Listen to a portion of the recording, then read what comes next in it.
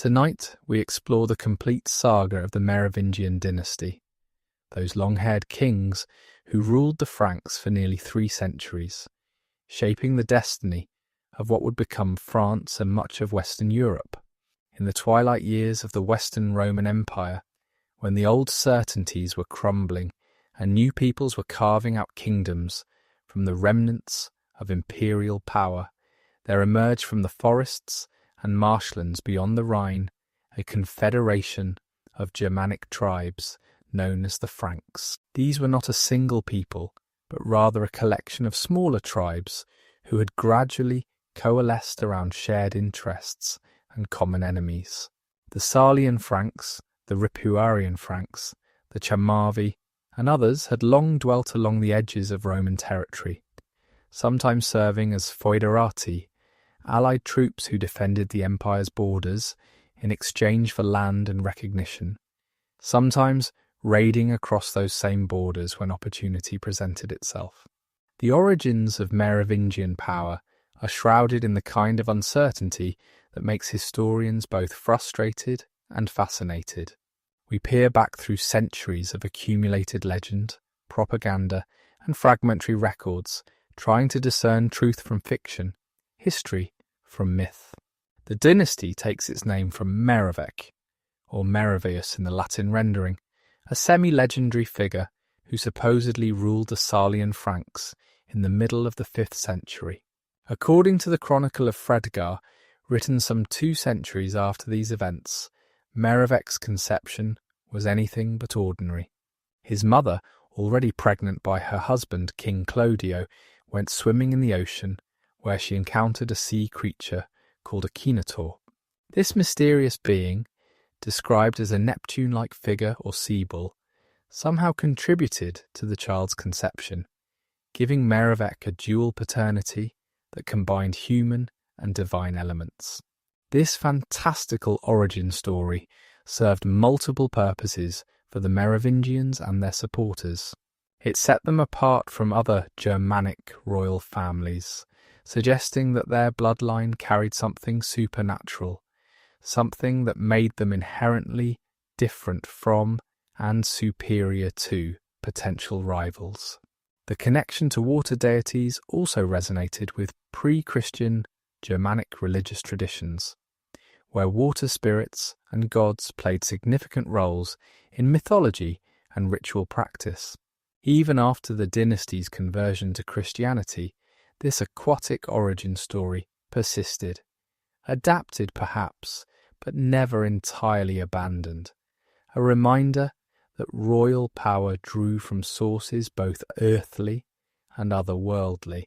But if we strip away the mythological elements and examine what historical evidence remains, we find that the real foundations of Merovingian power were laid not through divine intervention, but through careful political manoeuvring, military prowess, and an acute understanding of the changing dynamics of 5th century Gaul. The Salian Franks had been settled in Toxandria, roughly corresponding to modern-day Belgium and the southern Netherlands, since at least the 4th century. They had served Rome faithfully for generations, defending the frontier against other Germanic peoples and participating in the empire's civil wars. As Roman authority weakened in northern Gaul during the first half of the 5th century, the Frankish leaders began to expand their territory and influence. They moved slowly at first, occupying abandoned Roman settlements, filling the power vacuum left by retreating imperial administrators. The process was gradual enough that it rarely provoked direct confrontation with what remained of Roman authority, yet steady enough that by the middle of the century, the Salian Franks controlled substantial territory along both banks of the lower Rhine. The historical Merovec, insofar as we can reconstruct his actual existence, appears to have ruled during a crucial period of transition. The year 451 saw one of the most significant battles of the late ancient period, when a coalition of Romans and various Germanic peoples, including the Franks, faced the army of Attila the Hun on the Catalonian plains near Chalons. The battle one of the last great victories of the Western Roman Empire, temporarily halted Hunnic expansion into Gaul. Frankish participation in this coalition marked them as important players in the political landscape of the time, no longer merely frontier auxiliaries, but partners in the defence of Gaul. Some sources suggest that Merovingian led the Frankish contingent at this battle, though the evidence is far from conclusive. What seems clearer is that the Frankish contribution to the victory enhanced their reputation and legitimacy. They had stood with Rome against the barbarian threat, earning them goodwill among the Gallo-Roman population who still looked to the empire for protection and order. This reputation would prove invaluable in the coming decades as the Merovingians expanded their power. The transformation of the Franks from a collection of tribes into a more unified political entity under Merovingian leadership was neither sudden nor complete. Different groups of Franks continued to have their own kings and chiefs, and the authority of any single ruler was limited by distance, communication difficulties, and the deeply ingrained independence of Germanic warrior culture. Yet the Merovingians gradually emerged as the most prestigious and powerful of the Frankish royal lines, their claimed descent from Merovec giving them a special status that other families could not match. The religious landscape of 5th century Gaul added another layer of complexity to the emergence of Merovingian power. The Gallo-Roman population was predominantly Christian, following the Nicene Creed that had been established as orthodox at the Council of Nicaea in 325. Many of the Germanic peoples who had entered the empire, including the Visigoths who controlled much of southern Gaul, and the Burgundians who held territory in the east, had converted to Arian Christianity, a form of the faith that rejected the full divinity of Christ and was considered heretical by the Catholic Church. The Franks, however, remained pagan, worshipping their traditional gods and maintaining their ancient rituals. This religious situation created both opportunities and challenges for the emerging Merovingian kingdom. On one hand, their paganism set them apart from the Gallo-Roman population and potentially limited their acceptance as legitimate rulers. On the other hand, it meant they were not associated with the Arian heresy that created such tension between other Germanic rulers and their Catholic subjects. The Merovingians had a religious blank slate, so to speak, that would eventually allow them to make a strategic conversion directly to Catholic Christianity, bypassing the Arian controversy entirely. The material culture of the early Merovingians reveals a society in transition, blending Germanic traditions with Roman influences. Archaeological excavations of 5th century Frankish sites show a gradual adoption of Roman building techniques, pottery styles, and luxury goods. The Frankish elite began to live in Roman-style villas, though modified to suit their own needs and preferences. They adopted some Roman administrative practices while maintaining their own legal traditions and social structures. This cultural synthesis would become a hallmark of Merovingian rule, creating a unique civilization that was neither purely Germanic nor purely Roman, but something new. The military organization of the early Merovingians combined elements from both their tribal past and Roman military tradition. The core of Frankish military power remained the warrior band, groups of armed men bound by personal loyalty to their chief or king. These warriors, known as leudes or antrustiones, formed the household troops of the Merovingian kings, living at court, sharing the king's table, and following him on campaign. They were rewarded with gifts of gold, weapons, and eventually land, creating bonds of obligation and loyalty that held the kingdom together. At the same time, the Merovingians inherited and adapted Roman military infrastructure where it survived. They occupied Roman forts along the Rhine frontier, maintained some Roman military units that had gone native, and adopted Roman siege techniques and tactical innovations. The famous Frankish throwing axe, the Francisca, became a symbol of their military might, but they also used Roman-style swords, spears, and defensive equipment. This military flexibility, combining the mobility and ferocity of Germanic warfare with the discipline and technology of Rome, would make the Frankish armies formidable opponents. The economy of early Merovingian Gaul reflected the broader transformation of the post-Roman West. Long-distance trade, which had been the lifeblood of the Roman economy, declined dramatically, though it never entirely ceased.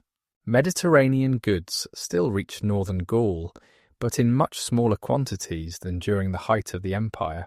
Local and regional exchange became more important, with agricultural products, craft goods, and raw materials circulating within smaller economic zones.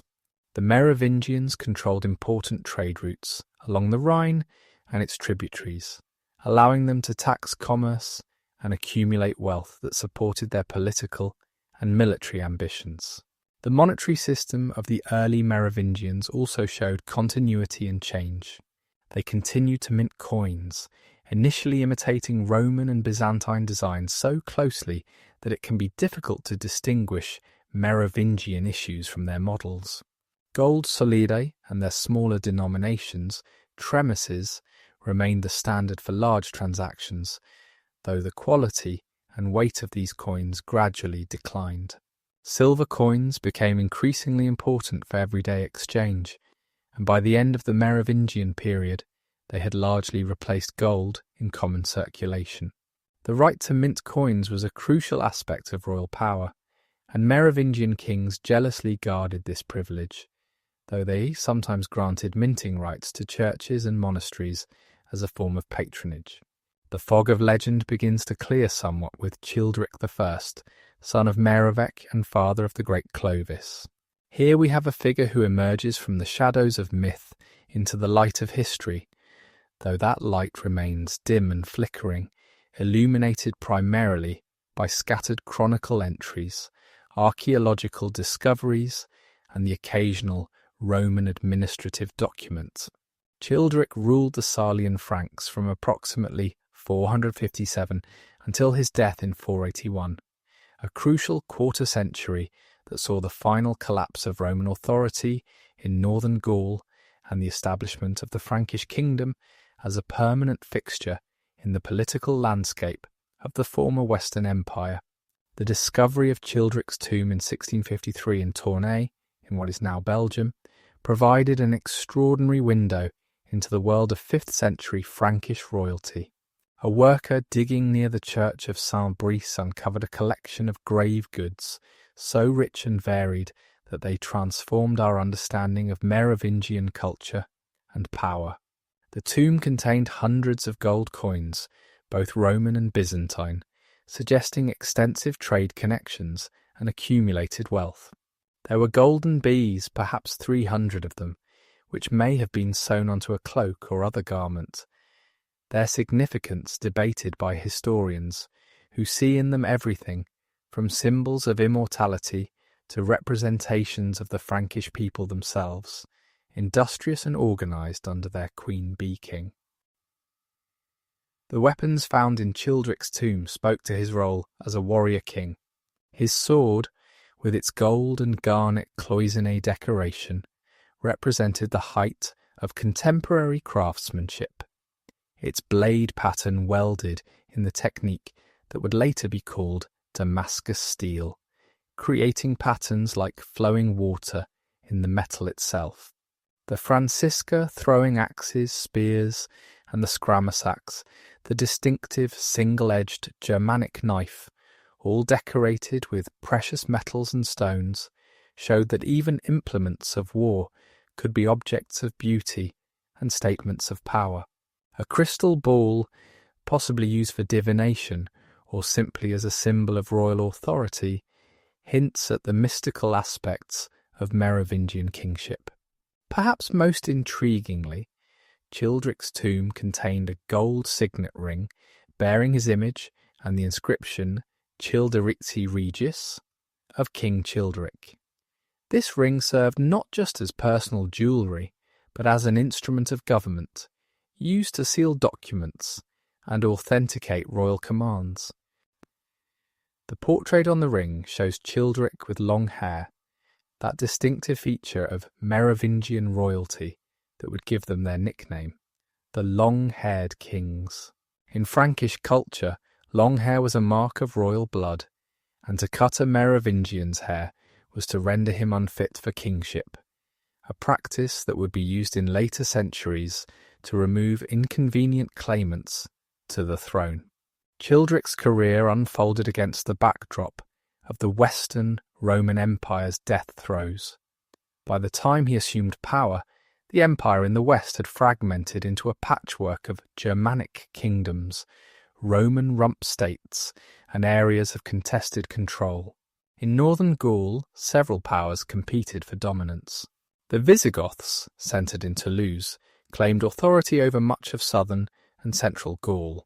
The Burgundians controlled the Rhone Valley and surrounding territories. Various Roman commanders, some claiming imperial authority, others acting as independent warlords, held scattered territories. And in the north, Syagrius, son of the Roman general Aegidius, maintained a domain centred on Soissons that historians would later call the Kingdom of Soissons, though it was more accurately the last remnant of Roman Gaul. Childeric navigated this complex political landscape with remarkable skill. Unlike many Germanic kings who positioned themselves as conquerors and replacements for Roman authority, Childeric often presented himself as working within the Roman system, or at least what remained of it. He allied himself with Aegidius against the Visigoths, fighting alongside Roman forces to prevent Gothic expansion northward. When Aegidius died, Childeric maintained relatively peaceful relations with his son Syagrius, avoiding direct confrontation while gradually expanding Frankish territory and influence. The nature of Childeric's authority reveals the complex realities of post-Roman power. He was simultaneously a Germanic war chief, ruling through personal charisma and military success, and a Roman-style administrator, maintaining some of the governmental apparatus of the empire. Documents from this period, though scarce, suggest that Childeric preserved Roman tax collection in some areas under his control, maintained Roman legal procedures for his Gallo-Roman subjects, and even held Roman military rank, possibly as Magister Militum or military commander for northern Gaul. This dual nature of Merovingian authority would become a defining characteristic of the dynasty. They were kings of the Franks, ruling according to Germanic custom and tradition, but they were also successors to Roman authority in Gaul, inheriting and adapting imperial administrative structures. This flexibility allowed them to appeal to different constituencies within their realm, presenting themselves as traditional Germanic warriors to their Frankish followers, while appearing as maintainers of Roman order and civilization to the Gallo-Roman population. Childeric's military campaigns, recorded only in fragmentary sources, reveal a ruler constantly engaged in warfare, both defensive and expansionist. He fought against Saxon raiders who threatened the Channel coast, leading a coalition that included Romans and other Frankish groups. These Saxons, some of whom would later settle in what became Normandy, were formidable sea-borne warriors who had been raiding the coasts of Gaul and Britain for generations. Childeric's success against them enhanced his reputation as a defender of Gaul, earning him support from the Gallo-Roman population who had suffered from Saxon depredations. He also campaigned against the Alemanni, another Germanic confederation that threatened Frankish territories from the east. These campaigns took him deep into what is now Germany, demonstrating the reach of Frankish power even in this early period. The Alemanni would remain long-time enemies of the Franks, and the conflicts begun in Childeric's reign would continue for generations, shaping the eastern frontier of the Frankish kingdom. One of the most intriguing aspects of Childeric's reign is his relationship with the church. Though he remained pagan throughout his life, Childeric maintained cordial relations with the Catholic bishops, who were increasingly becoming the de facto leaders of the Gallo-Roman population. These bishops, often drawn from the old senatorial aristocracy, controlled substantial wealth and commanded the loyalty of their congregations.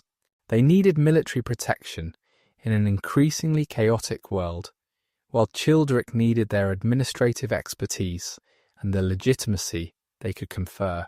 This pragmatic alliance between pagan king and Christian bishops would set the stage for one of the most significant events in European history, the conversion of Childeric's son Clovis to Catholic Christianity. But during Childeric's lifetime, this remained an alliance of convenience rather than conviction. The king participated in Christian ceremonies when politically expedient, protected church property from other raiders, and even made donations to churches and monasteries, all while maintaining his devotion to the old gods.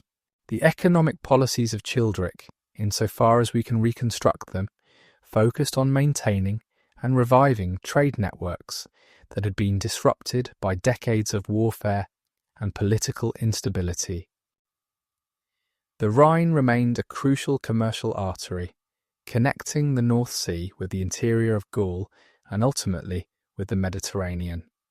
Childeric's control of key points along the Rhine allowed him to tax this trade, providing resources for his military campaigns and court. Archaeological evidence from this period shows continued importation of Mediterranean goods, including wine, oil, and luxury items. Though in smaller quantities than during the height of the Roman Empire, the court of Childeric, based primarily in Tournai, but likely moving frequently as the king travelled through his domains, became a centre of cultural fusion. Here Frankish warriors mingled with Gallo-Roman administrators, pagan priests conducted rituals alongside Christian ceremonies, and Germanic oral traditions encountered Latin literacy. The king's household, the nucleus of government, included both Frankish nobles and Roman officials, creating a hybrid administration that would become characteristic of Merovingian rule. Women in Childeric's court, though less visible in our sources than their later counterparts, played important roles in politics and culture. Childeric's wife, Basina, reportedly left her first husband, the king of the Thuringians, to marry Childeric, drawn by his reputation for valour. This story, whether true or embellished, illustrates the importance of marriage alliances in Germanic politics and the agency that royal women could exercise. Basina would become the mother of Clovis and thus the matriarch of the Merovingian Dynasty's greatest period of expansion. The religious practices of Childeric's court reflected the syncretic nature of the period.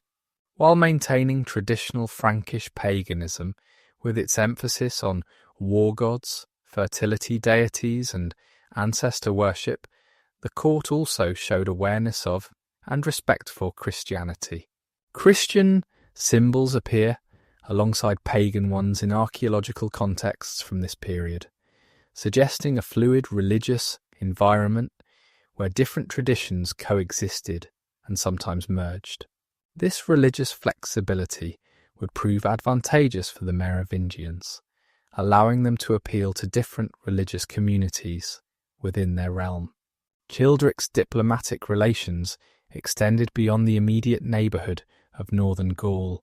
He maintained contact with the Eastern Roman Empire in Constantinople, as evidenced by the Byzantine coins in his tomb and scattered references in Eastern sources. These connections, though tenuous, linked the Frankish kingdom to the wider Mediterranean world and its traditions of imperial authority. The Merovingians would later claim to be successors not just to Roman authority in Gaul, but to the universal authority of the Roman Empire itself, a claim that Childeric's Byzantine connections helped to legitimize. The military organisation under Childeric showed evolution from purely tribal warfare toward a more sophisticated system. While the core of the army remained the warrior bands of the Frankish nobles, Childeric also incorporated Roman military units that had survived the empire's collapse. These units, known as Leti or Gentiles, were often of Germanic origin themselves, but had been organised and trained in Roman fashion. Their integration into the Frankish military provided expertise in siege warfare, fortification, and large-scale tactical operations that pure tribal forces often lacked. The death of Childeric in 481 marked the end of an era. He had transformed the Saulian Franks from one of many Germanic groups in post-Roman Gaul into a major regional power. His tomb, with its mixture of Germanic, Roman, and even Eastern influences, symbolized the cultural synthesis he had achieved. The wealth displayed in his burial goods demonstrated the resources the Merovingian kings could command, while the religious ambiguity of the burial, containing both pagan and Christian elements, reflected the transitional nature of his reign. The accession of Clovis to the Frankish throne in 481 at the age of approximately 15 marked the beginning of one of the most transformative reigns in European history. Where his father Childeric had been content to rule as one power among many in the fragmented landscape of post-Roman Gaul, Clovis harboured far grander ambitions. Over the course of his 30-year reign, he would unite all the Frankish tribes under his authority, conquer most of Gaul, convert to Catholic Christianity, and lay the foundations for what would eventually become the Kingdom of France. His achievements were so significant that the French would later derive their country's name from his people, and their royal name Louis from his own name, Clovis.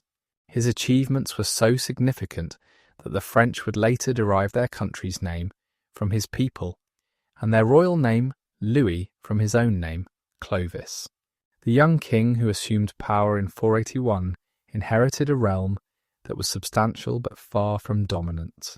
The territory of the Saulian Franks stretched from the Rhine delta southward to the Somme River, encompassing much of what is now Belgium and the far north of France.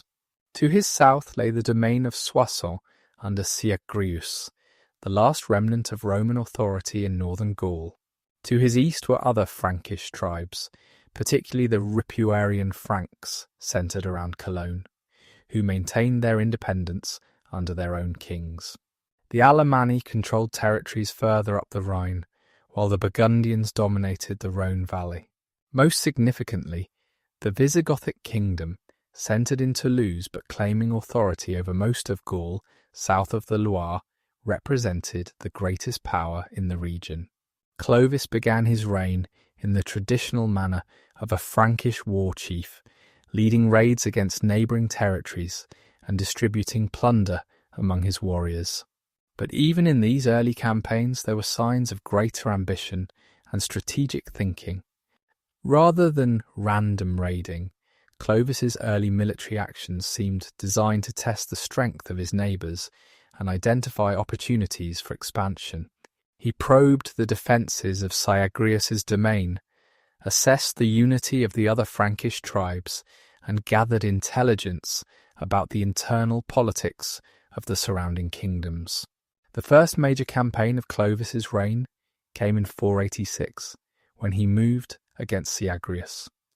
The son of Aegidius had maintained his father's domain for over 2 decades, but his position had grown increasingly precarious, cut off from any hope of imperial support, surrounded by Germanic kingdoms, and facing internal pressures from a Gallo-Roman aristocracy that increasingly looked to the church rather than secular authority for leadership.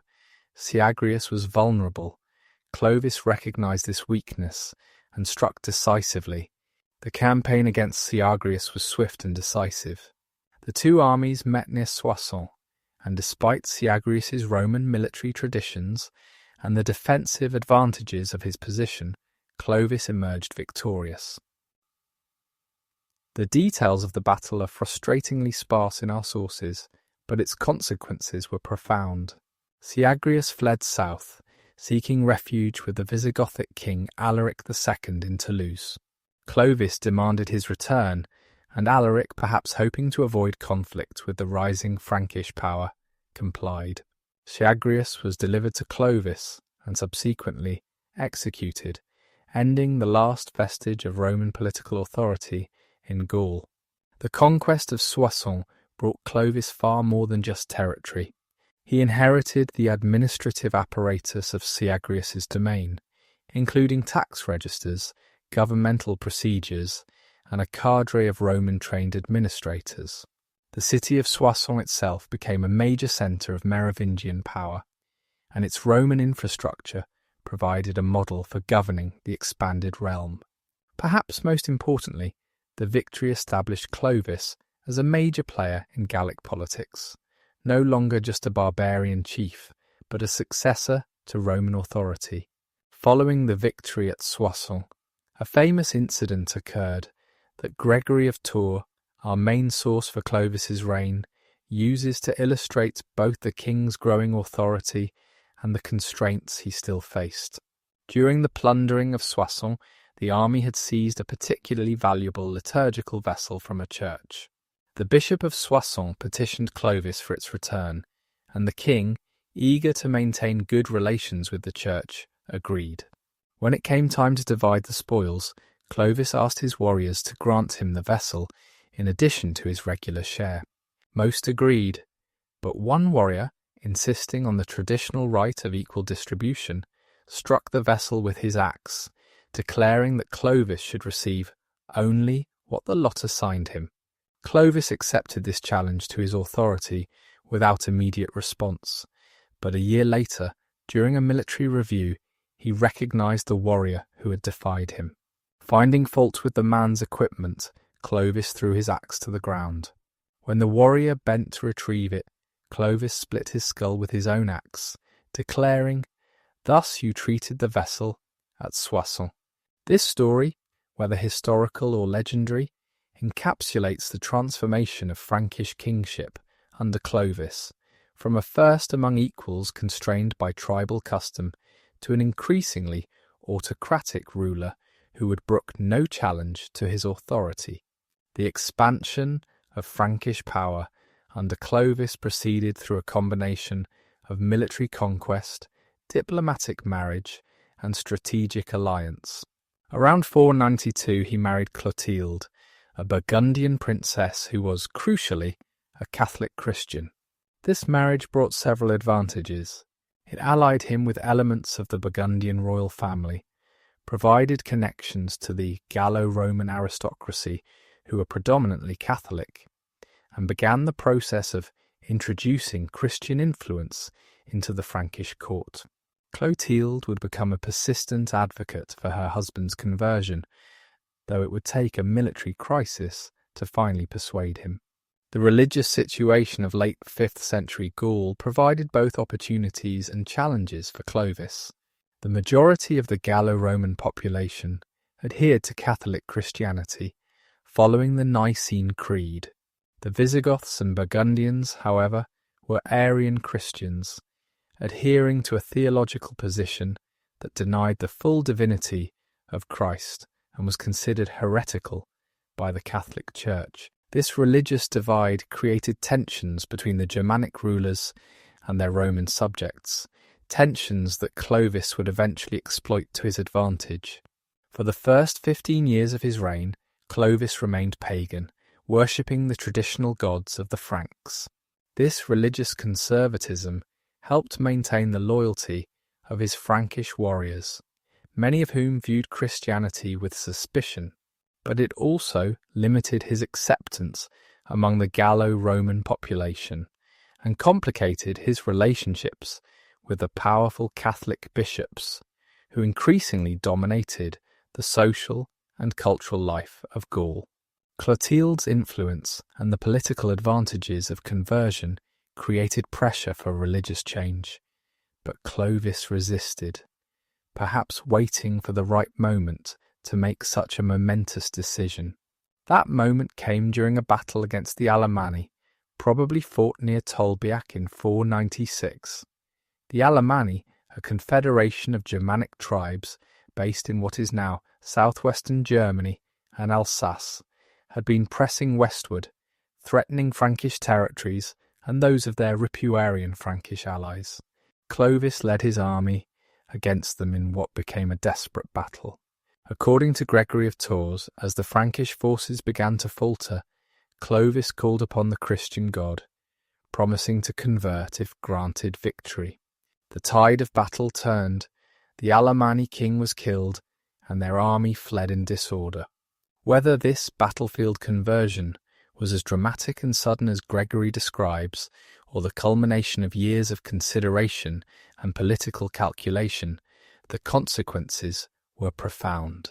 Clovis's decision to convert directly to Catholic Christianity, bypassing the Arian heresy that other Germanic kings had adopted, immediately distinguished him from his rivals and made him the champion of the Catholic majority in Gaul. Bishop Remigius of Rheims, one of the most influential churchmen of the time, baptized Clovis along with 3,000 of his warriors on Christmas Day, probably in 496 or possibly a few years later. The baptism ceremony itself became legendary, embellished over centuries of retelling. Remigius supposedly addressed Clovis with the words, "Bow your head, Sir Cambrian, worship what you have burned, burn what you have worshipped," referencing both Clovis's tribal origins and his transformation from pagan destroyer to Christian protector. The church was decorated so magnificently that Clovis reportedly asked if this was the heaven he had been promised. The sacred chrism used for the anointing supposedly was delivered by a dove from heaven, establishing a tradition that would be maintained for French coronations for over 1,000 years. The conversion of Clovis transformed the political dynamics of Gaul.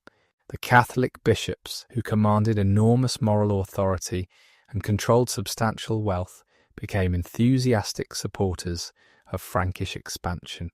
They provided intelligence about political conditions in neighbouring kingdoms, facilitated the peaceful submission of cities, and legitimised Frankish conquest as a liberation from Arian heresy.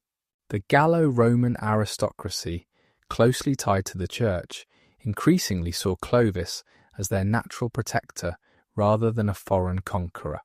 With his position strengthened by conversion, Clovis embarked on a series of campaigns to unite all the Frankish tribes under his authority.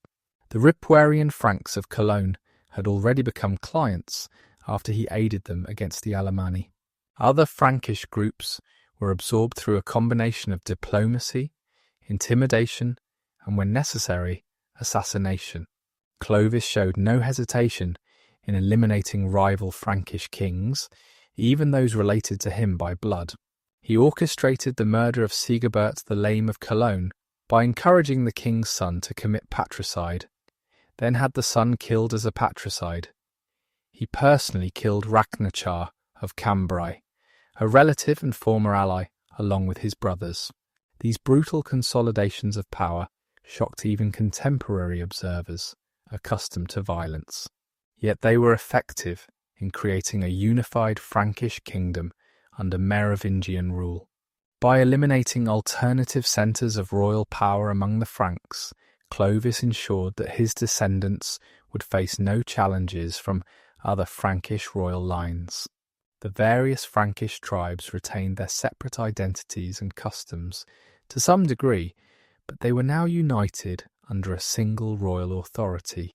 The legal reforms of Clovis represented another crucial aspect of his state-building efforts. Around 507 to 511, he issued the Lex Salica, or Salic law, a written compilation of Frankish custom that would become one of the foundational legal texts of medieval Europe. The law code covered a vast array of subjects, from murder and theft to inheritance and judicial procedure. It established weregelds, or blood prices, for various offences, allowing compensation to replace blood feuds. Different rates applied to different social classes, with the life of a Frankish freeman valued more highly than that of a Roman or a slave.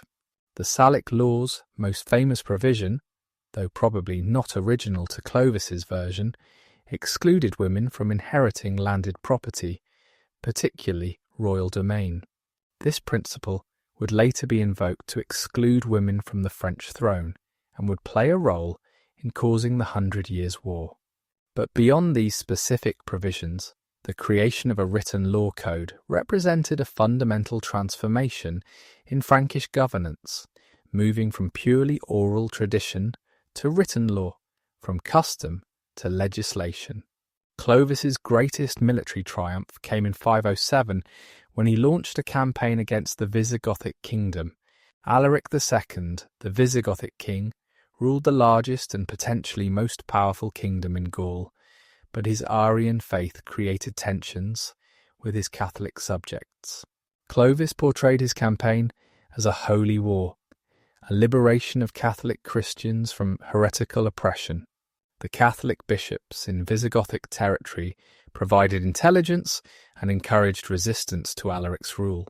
The two armies met at Fouillé, near Poitiers, in one of the decisive battles of early medieval history. The Frankish forces, fighting with the fervour of religious conviction and the confidence born of previous victories, overwhelmed the Visigothic army. Clovis reportedly killed Alaric personally in combat, though this may be legendary embellishment. The Visigothic kingdom in Gaul collapsed rapidly, with most cities opening their gates to the Franks without resistance. Only the intervention of Theodoric the Great, the Ostrogothic king of Italy and Alaric's father-in-law, prevented Clovis from conquering all of Visigothic Gaul. The Visigoths retained only Septimania, a coastal strip along the Mediterranean, while the rest of their Gallic territory became part of the Frankish kingdom. The conquest of Aquitaine brought immense wealth to Clovis and his followers. The Visigothic royal treasury at Toulouse fell into Frankish hands, providing resources for further campaigns and rewards for loyal followers. More importantly, Clovis now ruled most of Gaul, from the English Channel to the Pyrenees, from the Atlantic to the Rhine and beyond. The Frankish kingdom had become the dominant power in Western Europe, a position it would maintain for centuries. Recognition of Clovis's achievements came from the highest authority in the Christian world. The Eastern Roman Emperor Anastasius, seeking a counterweight to Ostrogothic power in the West, sent Clovis the insignia of a consul, possibly even the title of patricius. While the exact nature of these honours remains debated, they represented Byzantine recognition of Clovis as a legitimate authority in the West. Clovis celebrated this recognition with a ceremonial procession in Tours, wearing the purple tunic and diadem of Roman authority, distributing gold coins to the crowd in the manner of a Roman emperor. The administrative structure that Clovis developed to govern his vast realm combined Germanic and Roman elements in innovative ways. At the centre stood the king himself, the source of all authority and the final arbiter of all disputes.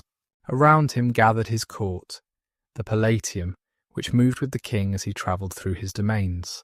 This peripatetic court included both Frankish nobles and Gallo-Roman administrators, military commanders, and bishops, creating a fusion of traditions and expertise.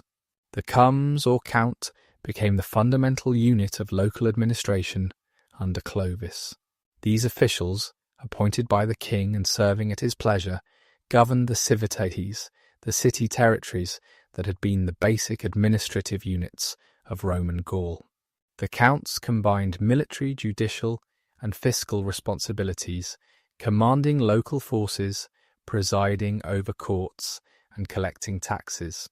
While many early counts were Franks, Clovis also appointed Gallo-Romans to these positions, particularly in southern regions where the Roman population predominated. The relationship between secular and ecclesiastical authority in Clovis's kingdom established patterns that would persist throughout the medieval period. Bishops retained enormous influence, controlling vast estates, administering justice within church lands, and serving as intermediaries between the king and local populations. The economic policies of Clovis focused on maintaining stability while extracting resources to support royal power.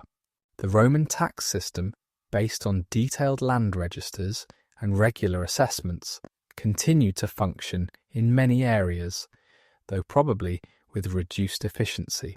The Franks themselves initially remained exempt from these taxes, a privilege of conquerors, while the Gallo-Roman population continued to bear the fiscal burden. This dual system created tensions, but also incentives for Romanization among the Frankish elite, who could gain access to taxed lands and their revenues by adopting Roman legal forms. Trade and commerce, disrupted by decades of warfare, began to revive under the relative stability of Clovis's rule. The unification of most of Gaul under a single authority reduced barriers to movement and exchange. Merchants could travel from the Mediterranean ports to the Rhine Delta without crossing hostile frontiers. The Loire and Seine rivers became major commercial arteries, carrying goods between different regions of the kingdom. While long-distance Mediterranean trade remained much reduced from its Roman heights, regional exchange networks strengthened and diversified. The monetary system under Clovis showed both continuity and innovation. Gold coins continued to be minted, initially close imitations of Byzantine solidi, but gradually developing distinctive Merovingian characteristics. The right to mint gold remained a jealously guarded royal prerogative, a symbol of sovereignty and a source of profit. Silver coins, more suitable for everyday transactions, circulated alongside gold, while bronze coins largely disappeared from use. The proliferation of mints throughout the kingdom, each producing coins with local variations, reflected both the decentralized nature of the economy and the limits of royal control. Cultural life in Clovis's kingdom exhibited the same hybrid character as its political and economic structures. Latin remained the language of administration, law, and the church, but Germanic vernaculars dominated daily speech, even among the elite. This linguistic divide would persist for centuries, eventually contributing to the emergence of Romance languages as Latin evolved in contact with Germanic tongues. The Frankish aristocracy began to adopt Roman names and titles while maintaining Germanic customs and values, creating a unique cultural synthesis. The military organisation under Clovis evolved from its tribal origins toward a more sophisticated system capable of conducting extended campaigns and siege warfare. The core of the army remained the Frankish warriors, now organised into units based on regional origin rather than purely tribal affiliation. These forces were supplemented by Gallo-Roman militias, particularly in southern regions, and by specialised units for particular tasks. Siege engineers, many of Roman training, enabled the Franks to capture fortified cities. Cavalry, though still less important than infantry, began to play a larger role, particularly among the aristocratic elite who could afford horses and equipment. The role of women in Clovis's kingdom, while constrained by both Germanic and Roman patriarchal traditions, included significant spaces for influence and authority. Clotilde, Clovis's queen, exercised considerable power, particularly in religious matters. She founded churches and monasteries, influenced episcopal appointments, and after Clovis's death, served as regent for her young sons.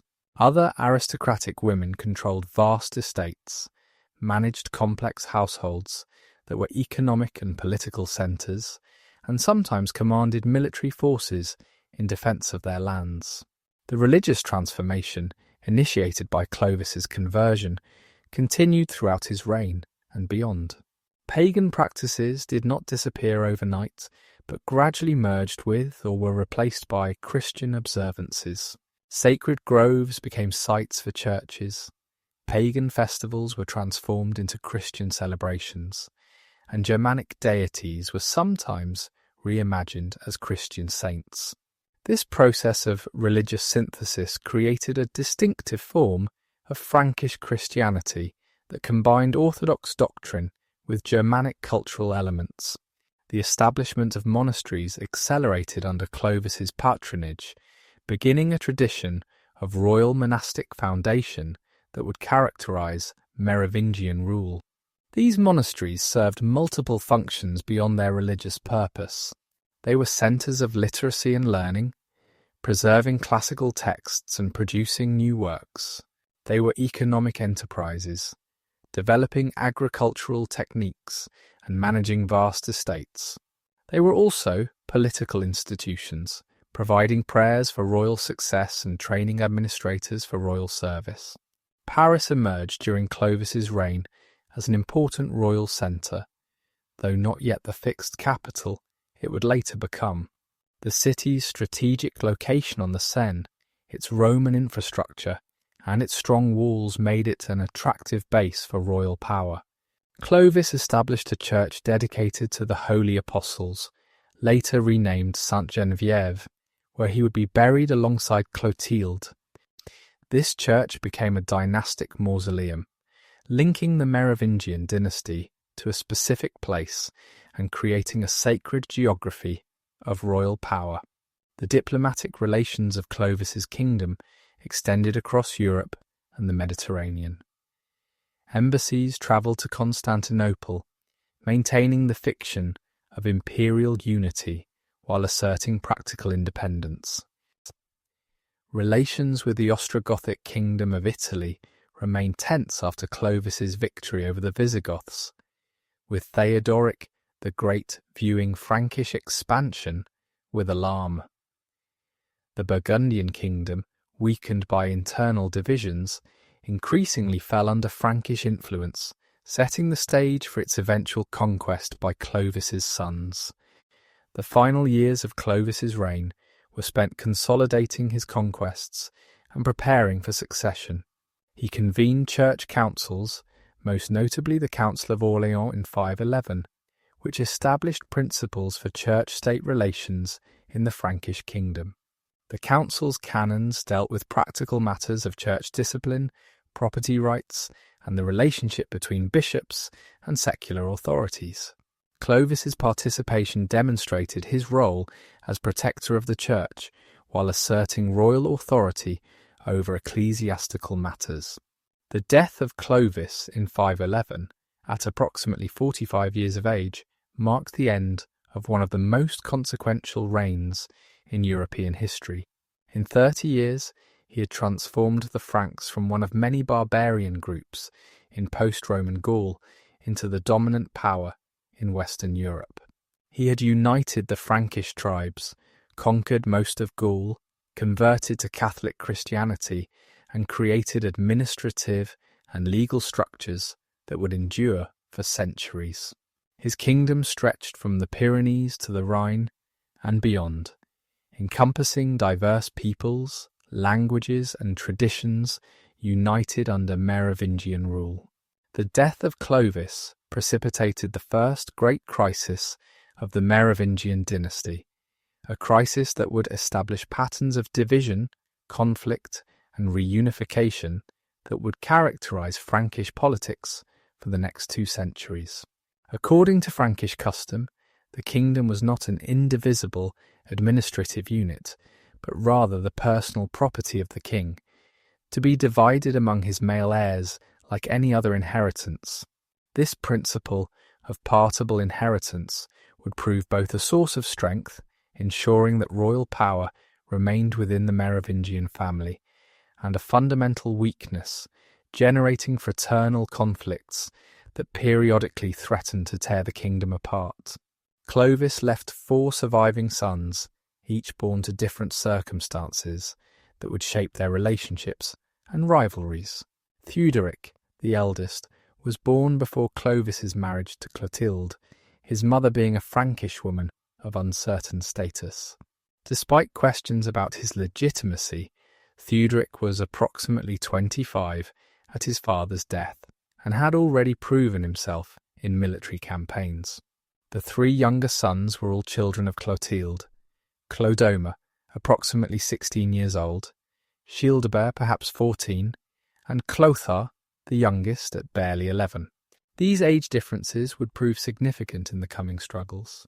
The partition of 511 divided Clovis's kingdom into 4 roughly equal shares, though the principle of equality was complicated by geography, economics, and strategic considerations. Each son received a portion of the core Frankish territories in the north, ensuring access to Frankish warriors who formed the military backbone of royal power. Each also received territories in the newly conquered lands of Aquitaine, providing access to the wealth and Roman administrative traditions of the south. The divisions created kingdoms that were geographically fragmented, with each brother holding scattered territories rather than consolidated blocks. Theuderic, from his capital at Reims, received the eastern portion of the kingdom, including territories along the Rhine frontier and extending into Aquitaine around Clermont. This position placed him in direct contact with the Alemanni and Thuringians, providing opportunities for expansion eastward. Clodoma, based in Orléans, controlled the Loire Valley, a crucial economic corridor. Childebert, ruling from Paris, held territories in the west, including portions of Brittany and Aquitaine. Clothar, the youngest, governed from Soissons, Clovis's first conquest, with territories extending toward the Channel coast and into Aquitaine. This quadripartite division created an inherently unstable situation. The boundaries between the kingdoms were often unclear, with disputed territories and overlapping claims. Cities might owe allegiance to one king, while their surrounding countryside belonged to another.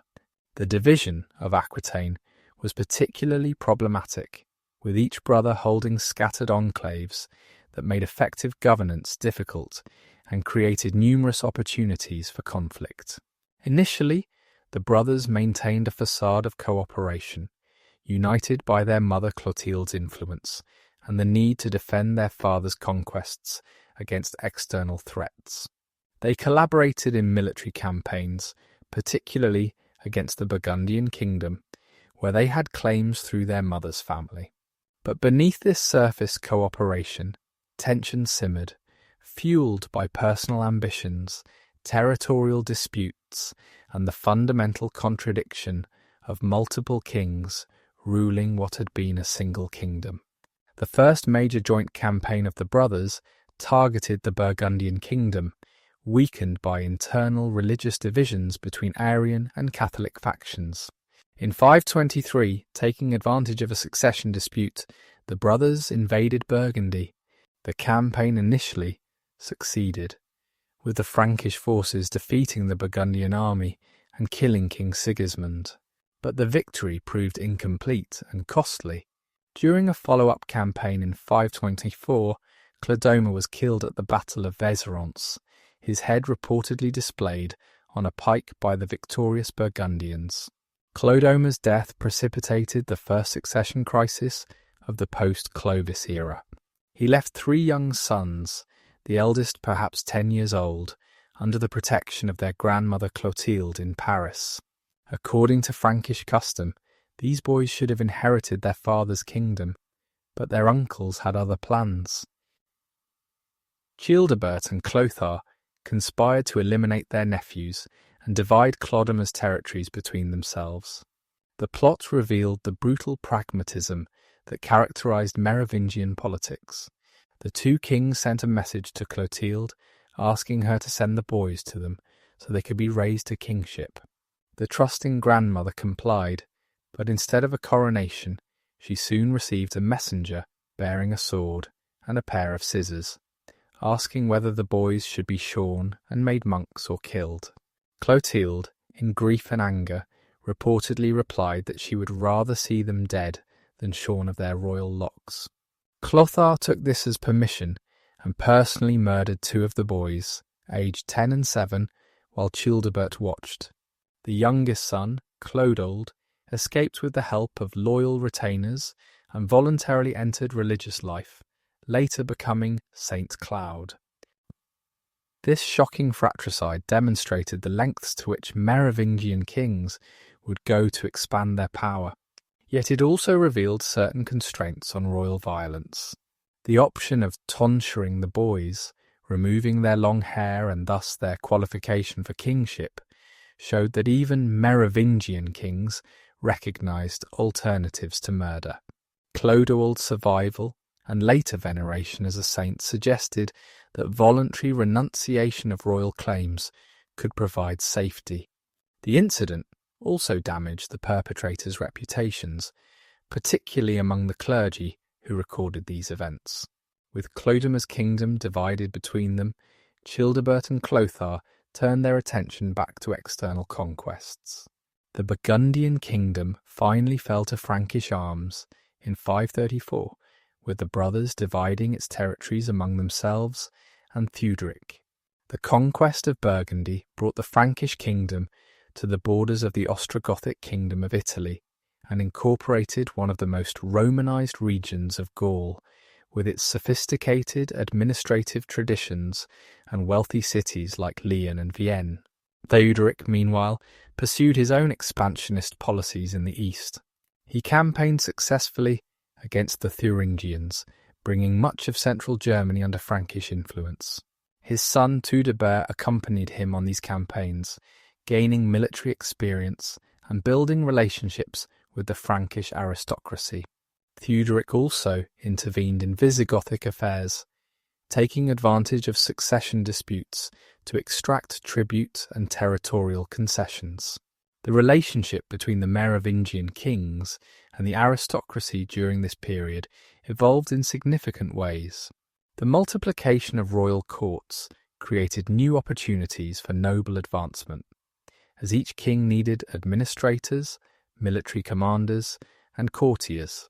Aristocrats could play different kings against each other, offering their services to the highest bidder or switching allegiances when circumstances changed.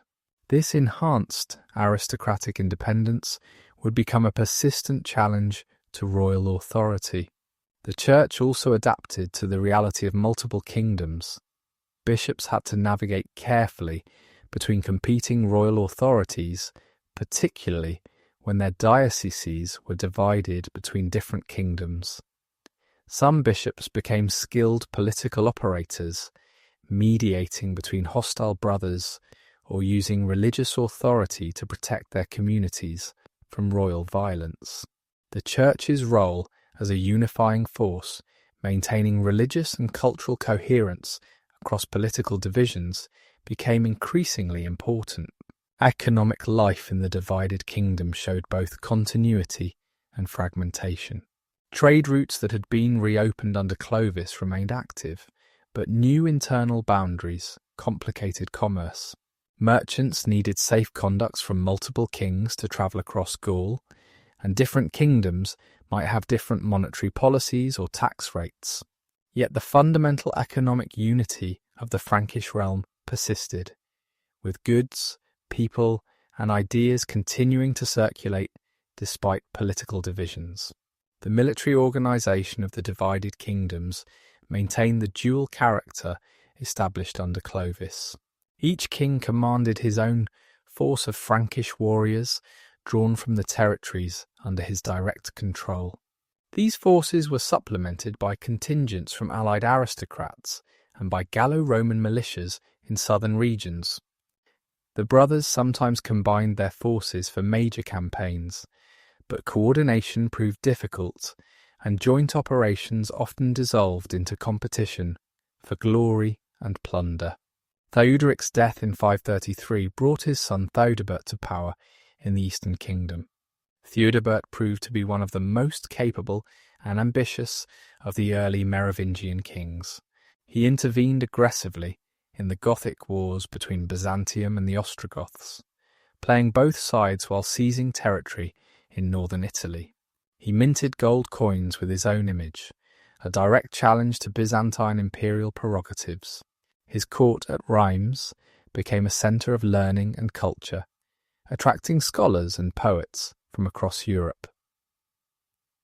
The reign of Theudebert demonstrated the potential for Frankish power projection beyond Gaul. His Italian campaigns brought Frankish forces into contact with Byzantine armies, leading to diplomatic exchanges with Constantinople.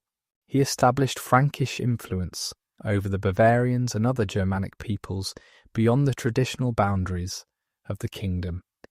His ambitions reportedly extended to an invasion of Constantinople itself, though this never materialized. Cultural and religious developments during the period of division showed increasing regional differentiation.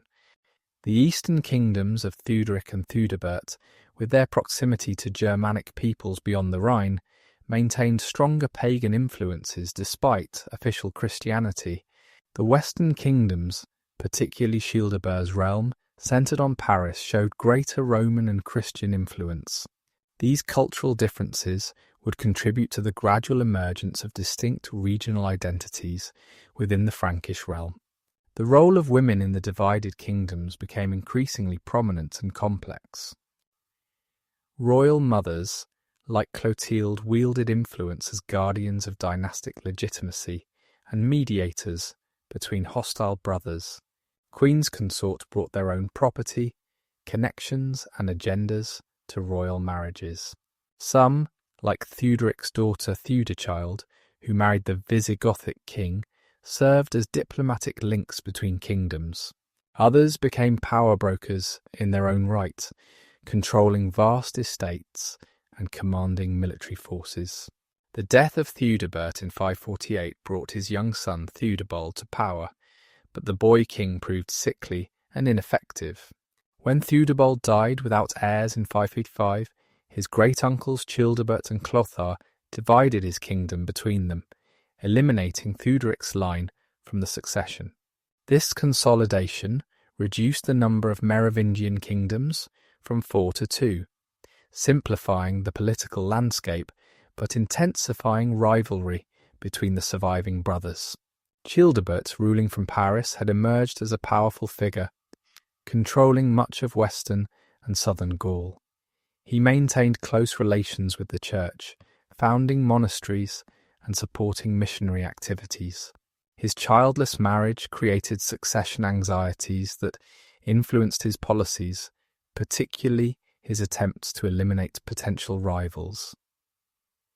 His death in 558 without male heirs left Clothar as the sole surviving son of Clovis. The death of Clothar I in 561, after briefly reuniting his father's empire, initiated a new partition among his 4 sons that would lead to one of the most dramatic and violent periods in Merovingian history. This era would be dominated not by kings, but by 2 remarkable women whose rivalry would convulse the Frankish kingdoms for nearly half a century. Brunhilde and Fredegund, queens whose names would become synonymous with female power and ruthlessness in medieval memory, transformed the nature of Merovingian politics through their intelligence, ambition, and utter ruthlessness. The partition of 561 divided the Frankish realm among Clothar's sons in a manner that created more coherent geographical units than the division of 511. Charibert received the Kingdom of Paris, controlling much of western Gaul. Guntram obtained the Kingdom of Burgundy, centred on Orléans and later Chalon-sur-Saône. Sigebert received Austrasia, the eastern kingdom based in Reims and later Metz. Chilperic acquired Neustria, the northwestern kingdom centred on Soissons. These kingdoms, particularly Austrasia and Neustria, would develop distinct regional identities that would persist throughout the Merovingian period and beyond.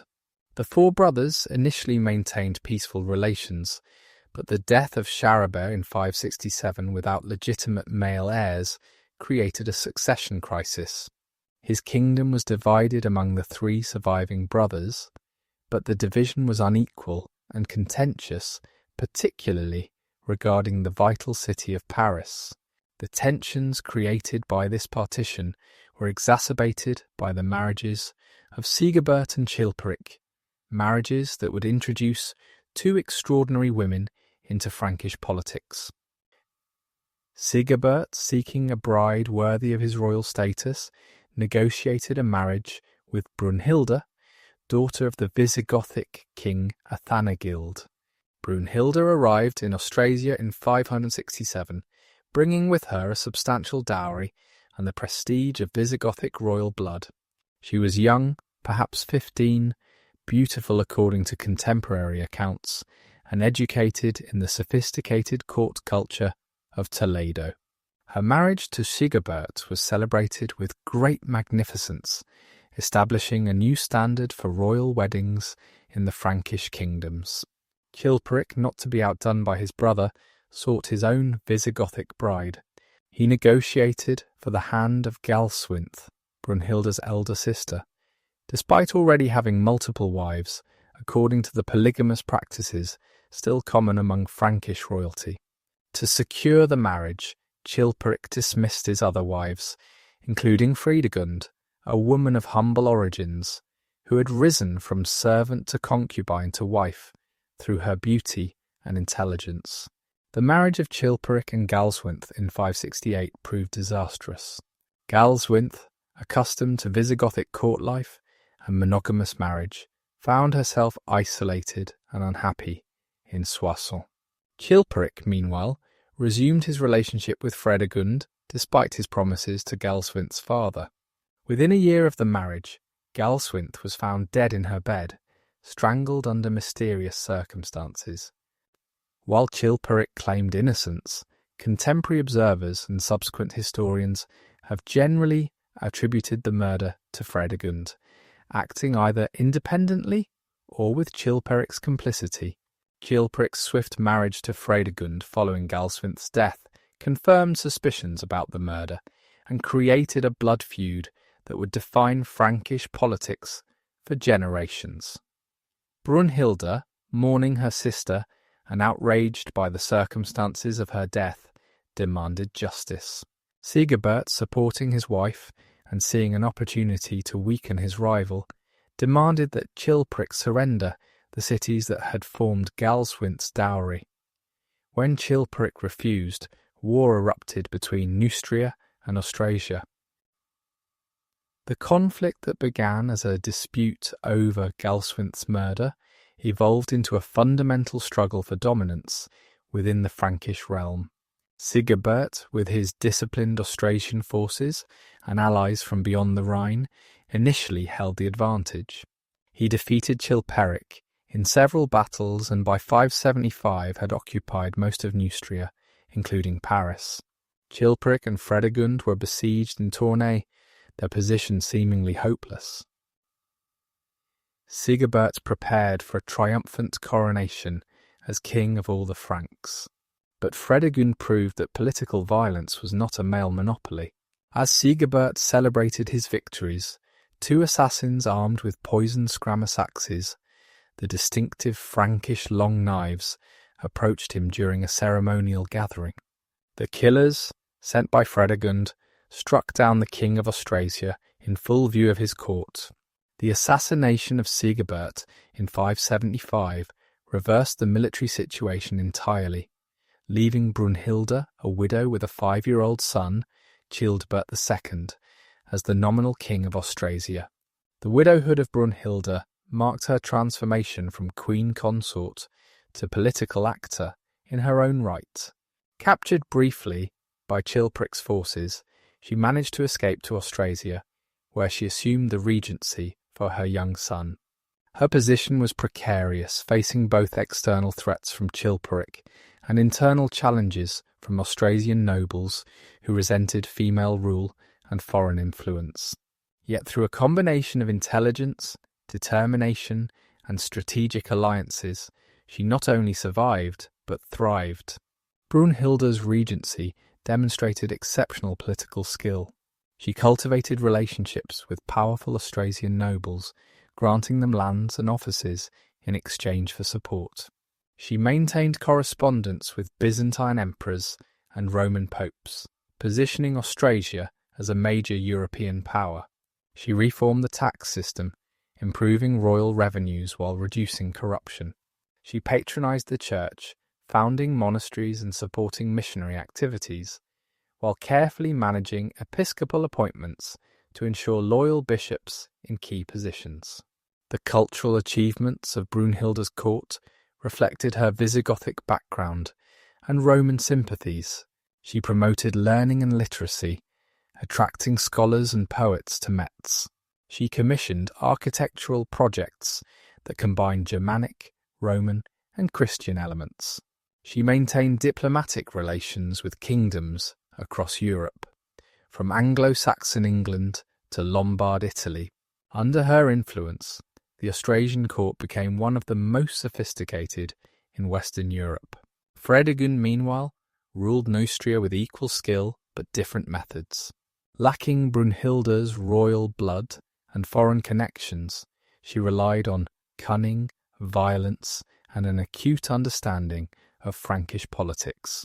She systematically eliminated threats to her power, orchestrating the murders of numerous rivals and potential claimants to the throne. Her network of spies and assassins became legendary, creating an atmosphere of fear that paralysed opposition. The rivalry between Brunhilde and Fredegund transcended personal vendetta to become a clash of political philosophies and cultural orientations. Brunhilde represented Romanitas, the continuation of Roman administrative traditions, written law, and centralised authority. Fredegund embodied Germanic tradition, personal lordship, and the rough justice of the vendetta. Their conflict shaped the development of Frankish institutions and the eventual differentiation between Austrasia and Neustria. The methods employed by both queens in their rivalry shocked even contemporary observers accustomed to violence. Fredegund allegedly attempted to assassinate Brunhilde multiple times, once sending a cleric with a poisoned communion chalice. Brunhilde retaliated by supporting Merovec, Chilperic's son from his first marriage, in rebellion against his father and stepmother. When Merovec sought sanctuary in a church, Fredegund had him murdered despite the violation of sanctuary. The involvement of Guntram, king of Burgundy, and the last surviving son of Clothar added another dimension to the conflict. Guntram, portrayed in sources as relatively pious and peace-loving, attempted to mediate between his warring nephews and their formidable mothers. He adopted Childebert II as his heir, protecting Austrasia from Neustrian aggression while gaining influence over Brunhilde. His kingdom became a refuge for exiles from both Neustria and Austrasia, a neutral ground where diplomatic negotiations could occur. The death of Chilperic in 584, assassinated under mysterious circumstances, possibly orchestrated by Brunhilde, left Fredegund in an even more precarious position. Her son Clothar II was only 4 months old, and many Neustrian nobles questioned the legitimacy of a regency headed by a woman of common birth who was widely suspected of regicide. Yet Fredegund managed to maintain power through a combination of strategic murders, generous bribes, and skillful exploitation of noble rivalries. The Battle of Droisi in 593 demonstrated Fredegund's military as well as political capabilities. Facing an Austrasian invasion led by Childebert II, now adult and seeking to avenge his father's death, Fredegund personally commanded the Neustrian forces. According to Gregory of Tours, she employed a stratagem worthy of ancient military tacticians, having her soldiers tie branches to their horses to raise dust clouds that exaggerated their numbers. The Neustrian victory at Droisi secured Fredegund's position and demonstrated that queens could be successful military commanders. The death of Childebert II in 596, at the age of 26, created a new crisis in Austrasia. He left two young sons, Theudebert II and Theuderic II, with Brunhilde again assuming the regency. This second regency proved more challenging than the first, as Brunhilde was now older, foreign influences were more resented, and the Austrasian nobility had grown more powerful and independent during Childebert's reign. Brunhilde's response to these challenges showed both her strengths and the limitations of female power in Merovingian society. She arranged for the partition of Austrasia between her grandsons, with Theudebert ruling from Metz and Theodoric from Burgundy, which they had inherited from Guntram. This division was intended to prevent fraternal conflict, but also allowed Brunhilde to maintain influence over both kingdoms. She continued her administrative reforms, attempting to strengthen royal authority against aristocratic encroachment. The opposition to Brunhilde from the Austrasian aristocracy, particularly from Arnulf of Metz and Pippin of Landen, ancestors of the Carolingian dynasty, revealed the fundamental tensions in Merovingian politics. These magnates, controlling vast estates and commanding substantial military forces, resented Brunhilde's attempts to centralize power and reduce their autonomy. They particularly opposed her Roman-style administrative reforms and her promotion of officials based on competence rather than birth. Fredegund's death in 597 removed Brunhilde's greatest rival, but did not end the conflicts that their rivalry had engendered. Clothar II, now 15 and assuming direct rule of Neustria, inherited his mother's hatred of Brunhilde and her descendants. He also inherited Fredegund's political skills and ruthless pragmatism, qualities that would eventually enable him to reunify the Frankish kingdoms. The final phase of Brunhilde's career, from 597 to 613, showed both the extent and limits of her power.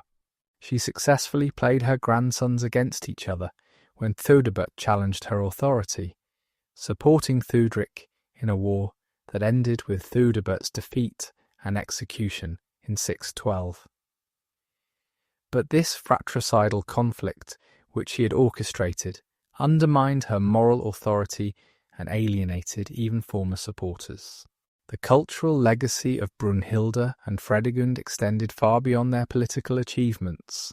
They became archetypal figures in medieval literature, representing the dangers and possibilities of female power.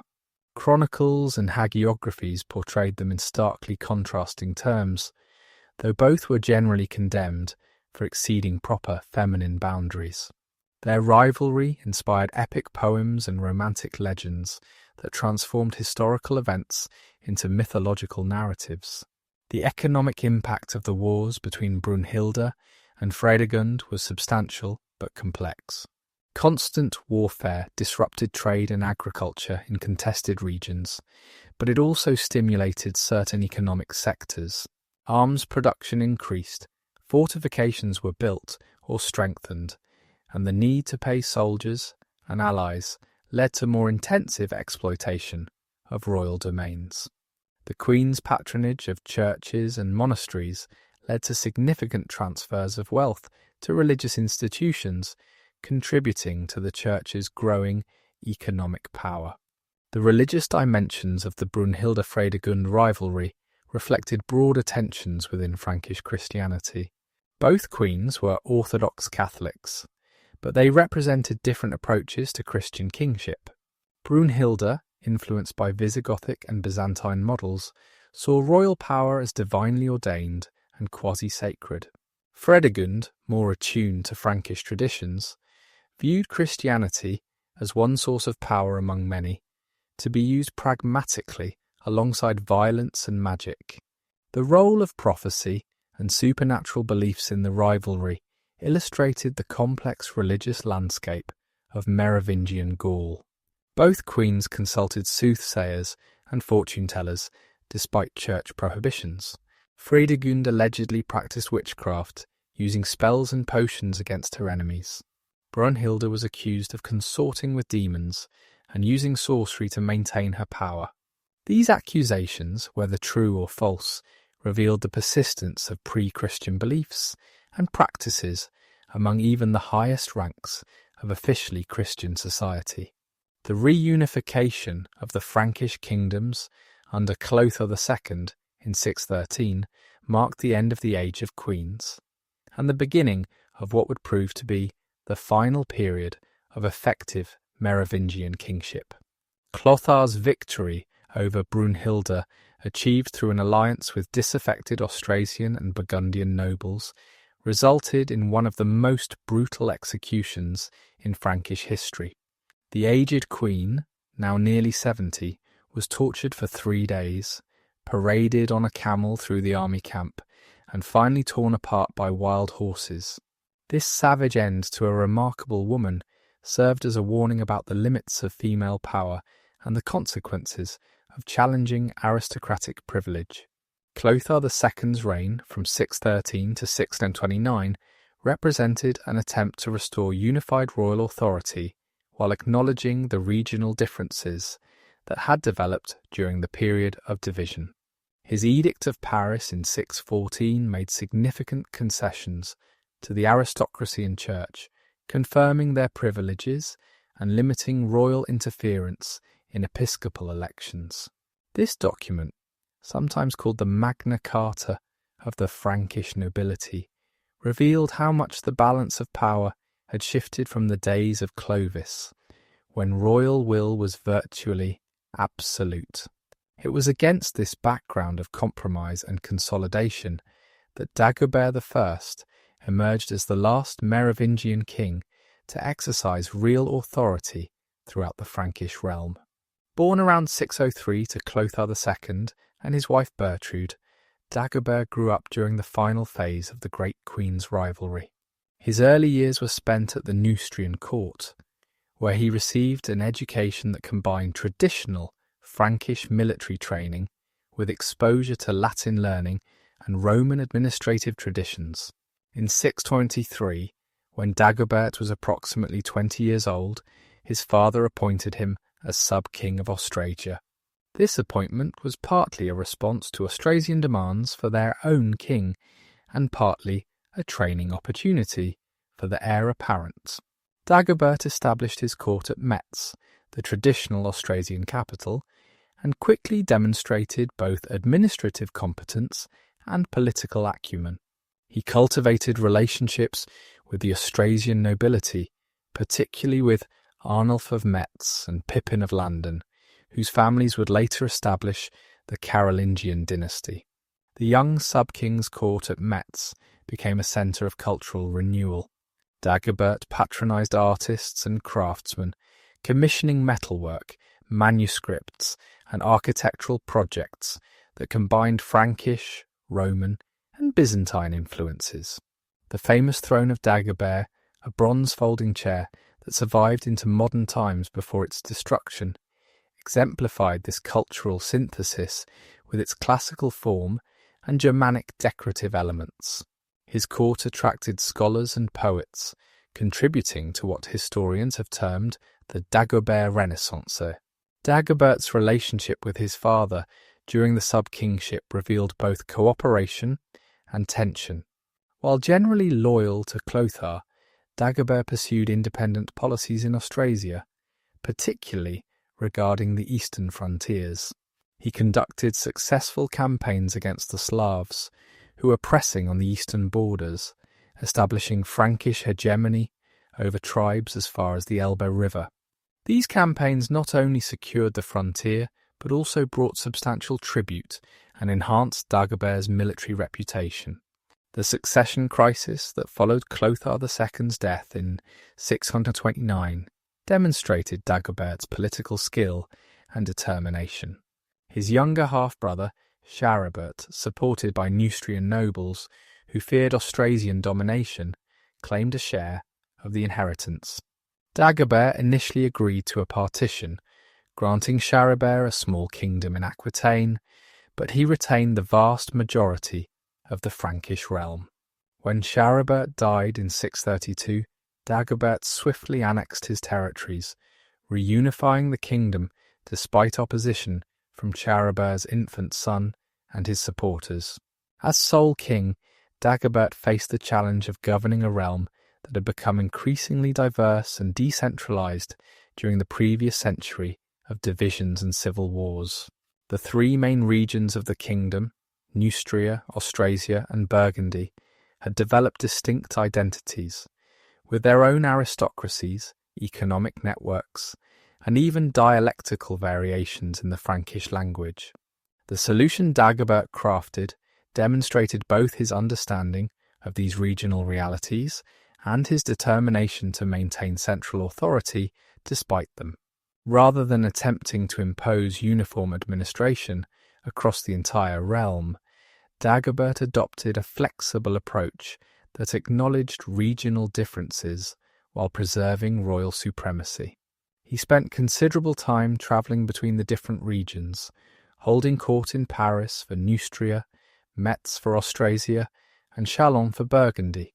This itinerant kingship allowed him to maintain personal relationships with regional aristocracies while preventing any single group from monopolizing royal attention. His presence in each region reinforced royal authority through the traditional mechanisms of personal lordship that remained central to Frankish political culture. The administrative reforms implemented during Dagobert's reign showed sophisticated understanding of governmental needs. He appointed dukes to oversee frontier regions, granting them extensive military powers to defend against external threats, while carefully limiting their authority over internal affairs. The position of Mayor of the Palace, which would later become the power base for the Carolingian rise, was formalized during his reign as the chief administrative officer in each regional kingdom.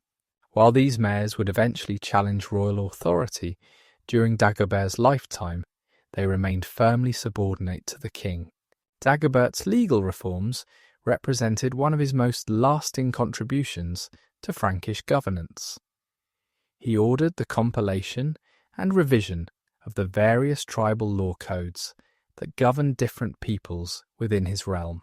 The Lex Salica was updated to reflect changed conditions since Clovis's time, while the laws of the Ripuarian Franks, Alemanni, and Bavarians were codified and harmonized where they conflicted. This legal pluralism, recognizing that different peoples could live under different laws within the same kingdom, became a fundamental principle of medieval governance. The economic policies of Dagobert's reign reflected both continuity with Roman traditions and adaptation to new realities. The monetary system was reformed, with new standards established for gold and silver coinage. Royal mints were established in major cities, each producing coins bearing Dagobert's image and titles. The quality of these coins, higher than those of his immediate predecessors, suggests economic prosperity and effective royal control over monetary policy. Trade flourished under the relative peace of his reign, with Frankish merchants reaching markets from Anglo-Saxon England to the Byzantine Empire. The Fair of Saint-Denis, established near Paris during Dagobert's reign, became one of the most important commercial gatherings in Western Europe. Merchants from across the known world gathered annually to trade goods ranging from English wool to Byzantine silk, from Scandinavian furs to Spanish leather. The fair operated under special royal protection, with guaranteed safe conduct for all merchants, regardless of origin. The revenues from taxes on this trade provided substantial income for the royal treasury, while stimulating economic development throughout the region. Dagobert's religious policies demonstrated both personal piety and political calculation. He was a generous patron of the church, founding new monasteries and richly endowing existing ones. The Abbey of Saint-Denis near Paris became particularly favoured, receiving vast estates and precious objects, including a golden cross, reportedly worth the annual revenue of a small kingdom. This patronage was not merely spiritual. Monasteries served as centres of learning, economic production, and political support for royal authority. The relationship between Dagobert and Saint Eligius, his chief counsellor and master of the mint, illustrated the intersection of religious and secular authority in Merovingian government. Eligius, a skilled goldsmith who later became Bishop of Noyon, served simultaneously as finance minister, artistic advisor, and spiritual counsellor. His workshops produced not only coins, but also elaborate religious objects that demonstrated Frankish wealth and artistic sophistication. The partnership between king and saint be represented an ideal of Christian kingship that would influence medieval political thought for centuries. The foreign policy achievements of Dagobert's reign extended Frankish influence far beyond the traditional boundaries of the kingdom. In the north, he established hegemony over the Frisians, controlling the vital Rhine delta trade routes. To the east, he imposed tribute on various Slavic tribes, creating a buffer zone against more distant threats. His intervention in Visigothic succession disputes demonstrated Frankish power projection into Iberia, while diplomatic exchanges with the Byzantine Empire maintained the fiction of Frankish participation in the Roman imperial system. The most innovative aspect of Dagobert's eastern policy was his support for Samo, a Frankish merchant who had become king of a Slavic confederation in what is now the Czech Republic. This alliance, though it would eventually break down, showed sophisticated understanding of balance of power politics and the use of proxy forces to maintain frontier security. The establishment of semi-independent buffer states under Frankish influence became a model for later medieval empire building.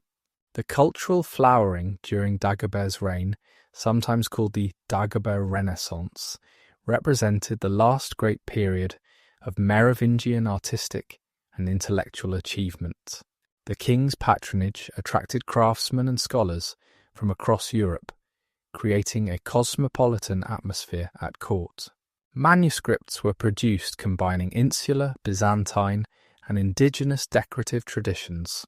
Metalworkers created objects of extraordinary sophistication, including chalices, reliquaries, and personal ornaments that displayed technical mastery and artistic innovation.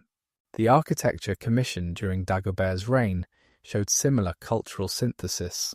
Churches were built, combining the basilica plan inherited from Rome with decorative elements drawn from Germanic tradition and innovations inspired by Byzantine models. The use of coloured glass windows, though not yet the elaborate stained glass of later centuries, began to transform church interiors into spaces of transcendent light and colour. These architectural innovations would influence church building throughout Western Europe for generations.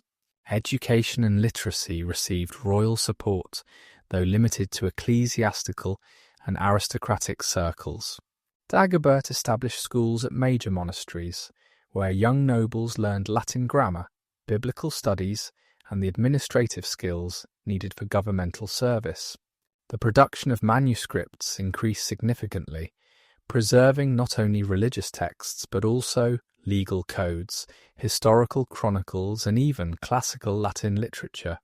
This educational infrastructure, though modest by later standards, maintained cultural continuity with the Roman past while adapting to medieval needs. The role of women in Dagobert's court reflected both traditional patterns and new developments. His first wife, Gertrude, came from the Austrasian nobility, cementing regional alliances. When he divorced her to marry Nantild, a Saxon woman of lower status, it caused scandal but demonstrated royal independence from aristocratic pressure.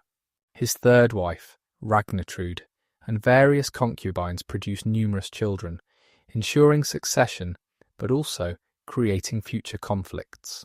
These royal women controlled substantial properties, patronised religious institutions, and influenced court politics, though their power remained informal and dependent on royal favour.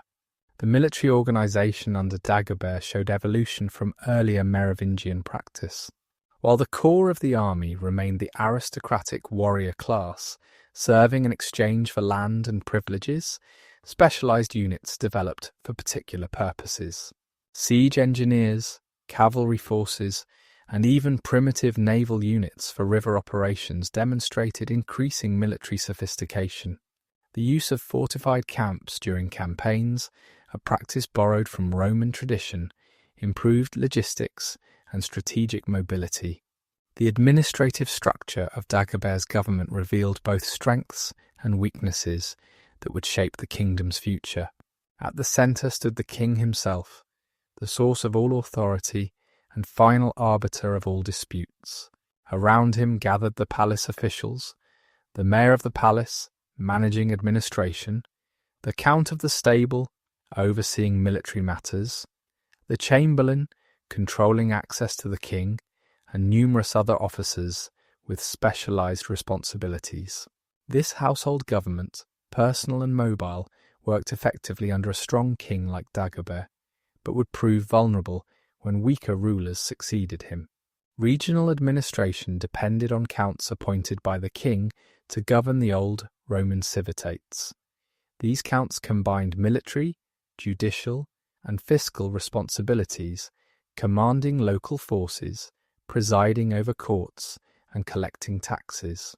Under Dagobert, royal oversight kept these officials reasonably honest and efficient, but the potential for counts to become independent regional powers was already apparent.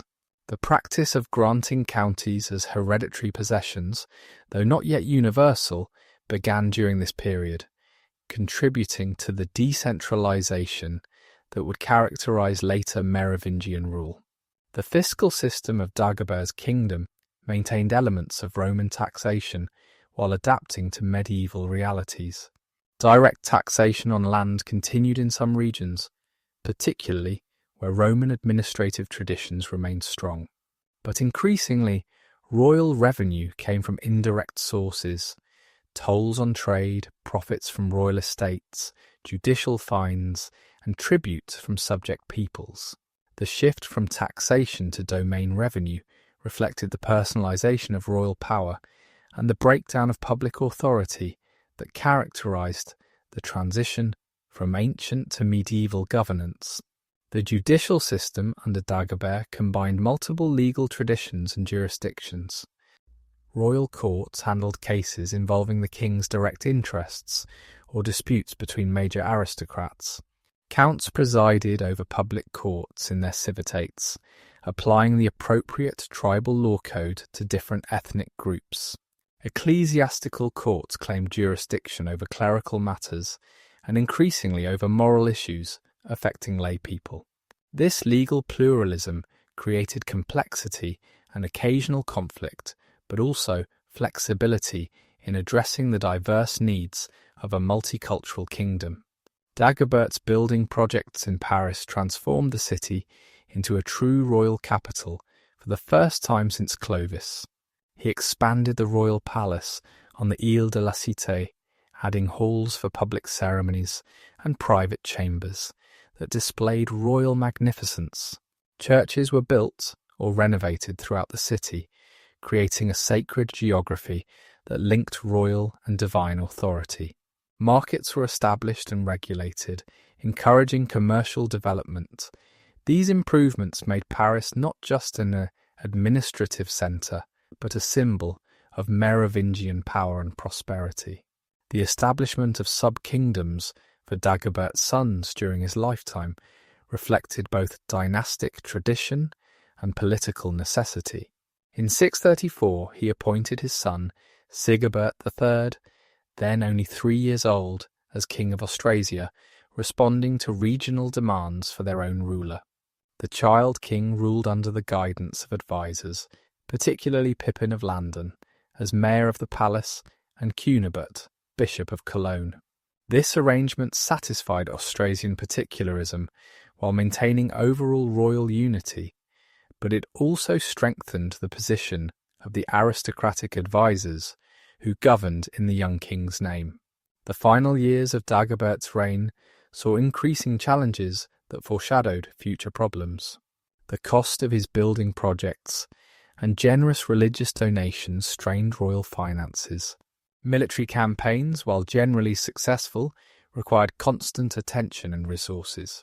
Regional aristocracies, strengthened by royal concessions and the profits of office, became increasingly independent. The church, enriched by royal patronage, developed its own institutional interests that did not always align with royal policy.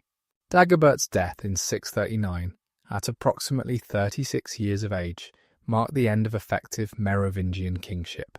He was buried with great ceremony at Saint-Denis, the abbey he had so richly endowed, establishing it as the royal necropolis where French kings would be interred for centuries. His tomb, decorated with precious metals and gems, became a pilgrimage site and a symbol of royal sanctity. Later generations would look back on his reign as a golden age, the last time a Merovingian king truly ruled rather than merely reigned. The death of Dagobert I initiated a transformation in Frankish kingship so profound that historians have given the subsequent Merovingian rulers a dismissive collective title, the Rois Fainéants, the do-nothing kings. Yet this traditional characterization, popularized by Carolingian propaganda and perpetuated by later historians, obscures a more complex reality. The late Merovingian period was not simply one of royal weakness and decay, but rather a fundamental restructuring of political power that would ultimately produce the Carolingian Empire and shape the development of medieval European governance. The immediate succession to Dagobert illustrated the problems that would plague the later Merovingian dynasty. His son Sigebert III, already installed as King of Austrasia, was only 9 years old when his father died. Clovis II, Dagobert's son by Queen Nanthild, inherited Neustria and Burgundy at the age of 4. These child kings, while possessing the sacred blood of the Merovingians, could not exercise the personal leadership that had been essential to Frankish kingship since the time of Clovis the Great. Power necessarily devolved to their advisors, particularly the mayors of the palace who managed day-to-day administration.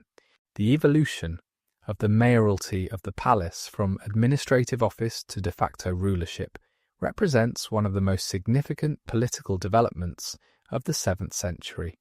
Originally simply the chief household officer, responsible for managing the royal estates and coordinating palace administration, the mayor gradually accumulated powers that had traditionally belonged to the king. They commanded royal military forces, negotiated with foreign powers, appointed and dismissed officials, and eventually even selected kings from among eligible Merovingian princes. In Austrasia, the mayoralty became the hereditary possession of what would become the Carolingian family. Pippin of Landen, who had served as mayor under Dagobert, was succeeded after an interval by his son Grimoald.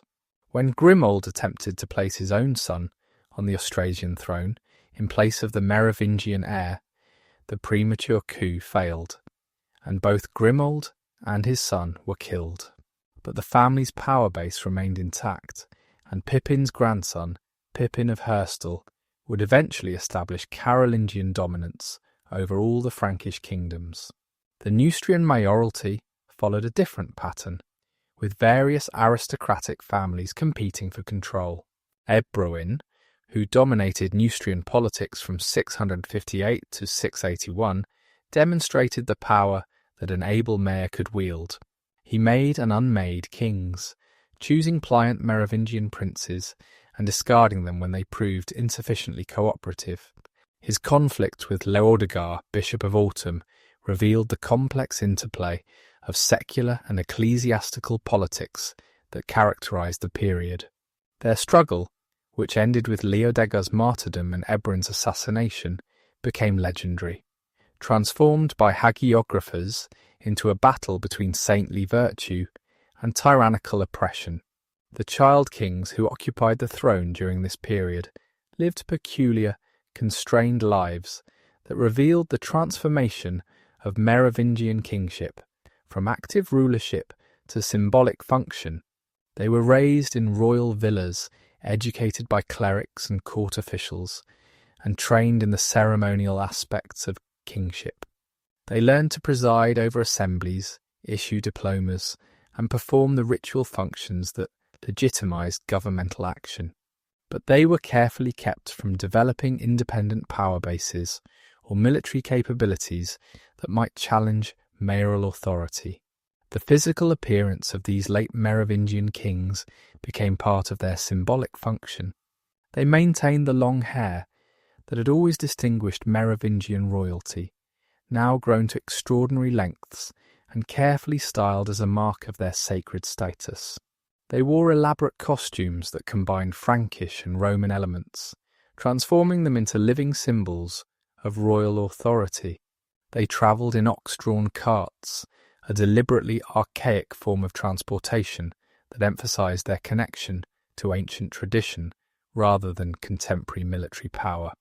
The ceremonial life of the late Merovingian court developed elaborate rituals that maintained the fiction of royal authority while real power resided elsewhere. The annual March Field, the assembly of Frankish warriors that had once been a genuine military gathering, became a ceremonial display where the king received symbolic gifts and confirmed decisions already made by the mayor and aristocracy. Royal diplomas continued to be issued in the king's name, complete with elaborate protocols and authentication procedures, even though everyone knew the king had little say in their content. The economic transformation of the late Merovingian period contributed to the decline of royal power. The monetary system, which had already been shifting from gold to silver, experienced further debasement. Local minting authorities, both secular and ecclesiastical, increasingly produced their own coins with little reference to royal standards. Trade patterns shifted from long-distance commerce, which kings could more easily control and tax, to regional exchange networks dominated by local aristocrats. The royal fisc, the collection of estates that supported the monarchy, was gradually alienated through grants to supporters, reducing the economic resources available to kings. The rise of the great aristocratic families during this period created alternative centres of power that challenged royal authority. These families, with names like the Agilolfings, Faranids, and Gundonids, controlled vast estates scattered across multiple regions. They monopolised high offices, both secular and ecclesiastical, creating family networks that could mobilise resources comparable to those of the crown. They maintained their own military followings, built fortified residences, and exercised quasi-royal authority within their domains. The church's role in the late Merovingian period became increasingly independent and powerful. Bishops, often drawn from the same aristocratic families that dominated secular politics, controlled vast wealth through diocesan lands and monastic foundations. They commanded their own military forces, ostensibly for defence but capable of offensive action. They developed their own administrative structures, legal systems, and even diplomatic networks. The concept of ecclesiastical immunity, exempting church lands from royal jurisdiction, created virtual states within the state. Monasticism flourished during the late Merovingian period, with new foundations spreading throughout the Frankish kingdoms. These monasteries, following various rules, including the increasingly popular Rule of Saint Benedict, became centres of economic production, learning, and political influence. Royal patronage of monasteries continued, but increasingly aristocratic families founded and controlled religious houses as expressions of piety, sources of prestige, and instruments of political power. The monks themselves, through their prayers and spiritual authority, influenced political events in ways that transcended traditional power structures. The intellectual and cultural life of the late Merovingian period, while often characterized as declining, showed significant developments that would influence later medieval civilization. Hagiography, the writing of saints' lives, flourished as never before, creating a literature that combined Christian edification with political propaganda. These texts, while historically unreliable in their specific details, reveal the values, fears, and aspirations of the period. They show a society struggling to reconcile Christian ideals with political realities, Germanic traditions with Roman heritage. The educational infrastructure of the period, while limited, maintained continuity with classical learning. Cathedral and monastic schools continue to teach Latin grammar, biblical exegesis, and basic computational skills. The production of manuscripts, though reduced from earlier periods, preserved essential texts and occasionally produced innovative works.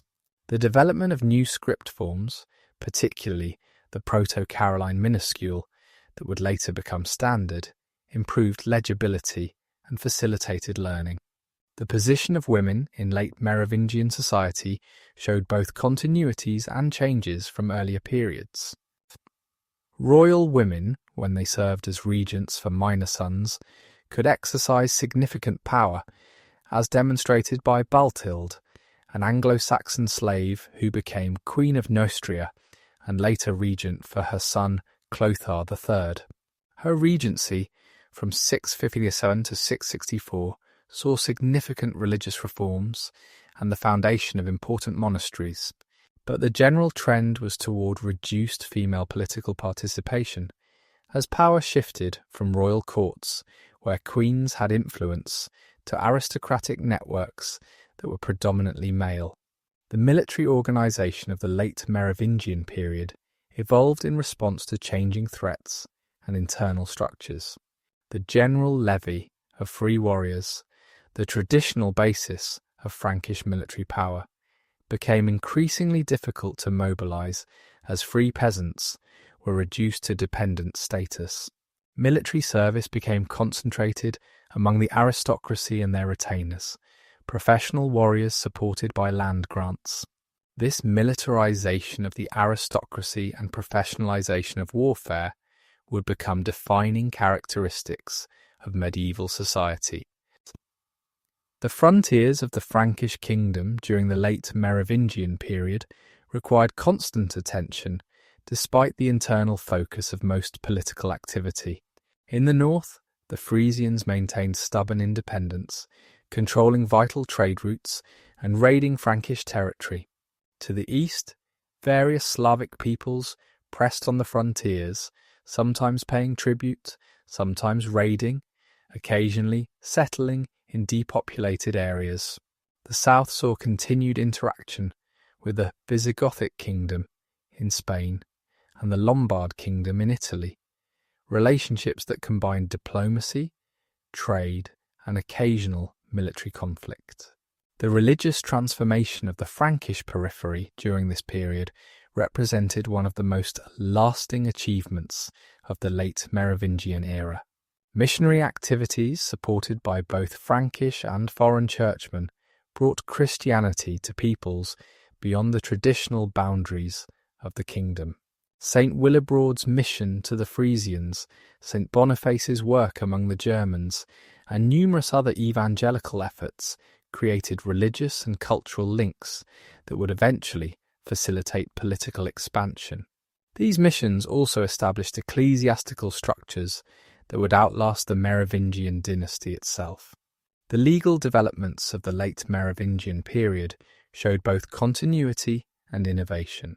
While new comprehensive law codes were rare, legal practice evolved through royal diplomas, judicial decisions, and formulary collections.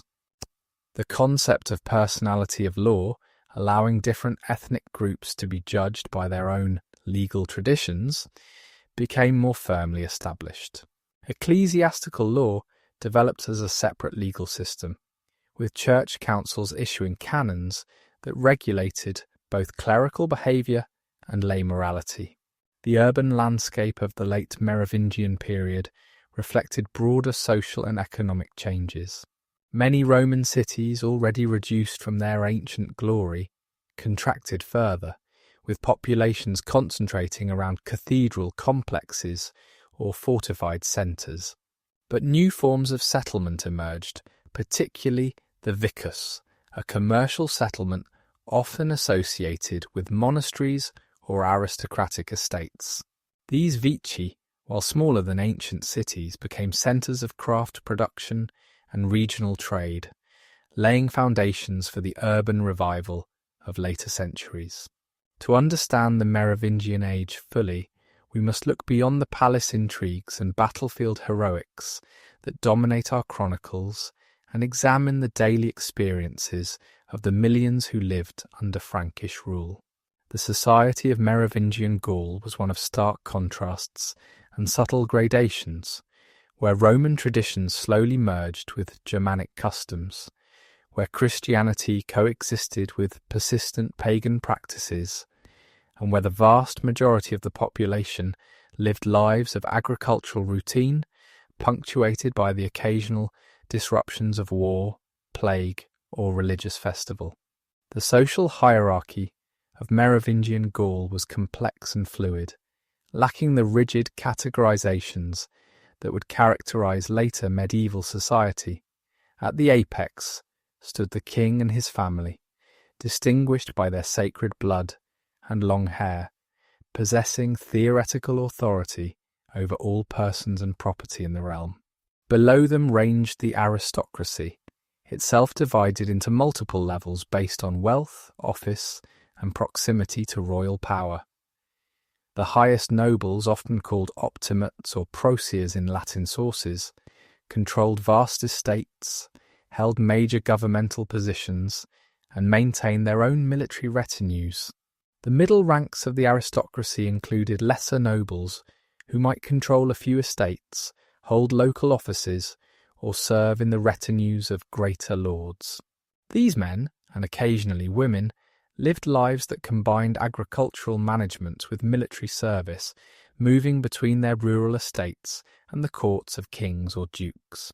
Their status depended not on fixed legal categories, but on a combination of birth, wealth, royal favour, and personal achievement that could fluctuate dramatically over a lifetime.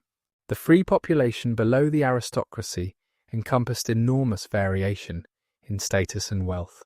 At the upper end were prosperous farmers who owned their land outright, perhaps controlling several farms worked by tenants or slaves. These substantial freeholders might serve as local judges, witness important documents, and provide military service as heavily armed warriors. Their economic independence gave them social significance despite their lack of noble blood. The majority of free farmers, however, possessed more modest holdings, perhaps a single farm sufficient to support a family, but providing little surplus. These small proprietors faced constant pressure from economic hardship, judicial fines, and military obligations that could reduce them to dependence. Many gradually became clients of more powerful neighbours, accepting protection in exchange for service and losing some degree of freedom in the process. The dependent population included various categories of semi-free persons whose exact status often puzzled even contemporary legal experts. Colony, descendants of Roman agricultural workers tied to estates, could not leave their land but retained certain legal rights. Lidi or Liti, perhaps descended from barbarian prisoners settled on Roman estates, occupied an intermediate position between free and slave. These groups might own personal property, form legal marriages, and participate in some community activities while remaining bound to their lords' estates. At the bottom of the social hierarchy were slaves, though slavery in Merovingian Gaul differed significantly from the plantation slavery of the Roman Republic or modern colonial systems. Most slaves were household servants or agricultural workers living in family units on their masters' estates. They might be war captives, debtors, or the descendants of slaves, their status hereditary but not immutable. Manumission was common, motivated by piety, economics, or personal relationships, creating a constant flow from servile to free status. The rural estate, or villa, remained the basic unit of agricultural production and social organisation throughout most of Merovingian Gaul. These estates evolved from Roman prototypes but adapted to new conditions, typically centred on a fortified residence where the owner or his steward lived. Around this centre spread agricultural lands divided between the lord's domain, worked directly for his benefit, and tenant holdings that owed rent and services. The estate often included forests for hunting and gathering, rivers or ponds for fishing, and wastelands that provided common grazing. Life on these estates followed the rhythm of agricultural seasons that had governed rural existence since Neolithic times. Spring brought ploughing and planting, with the entire community mobilised to prepare fields and sow crops.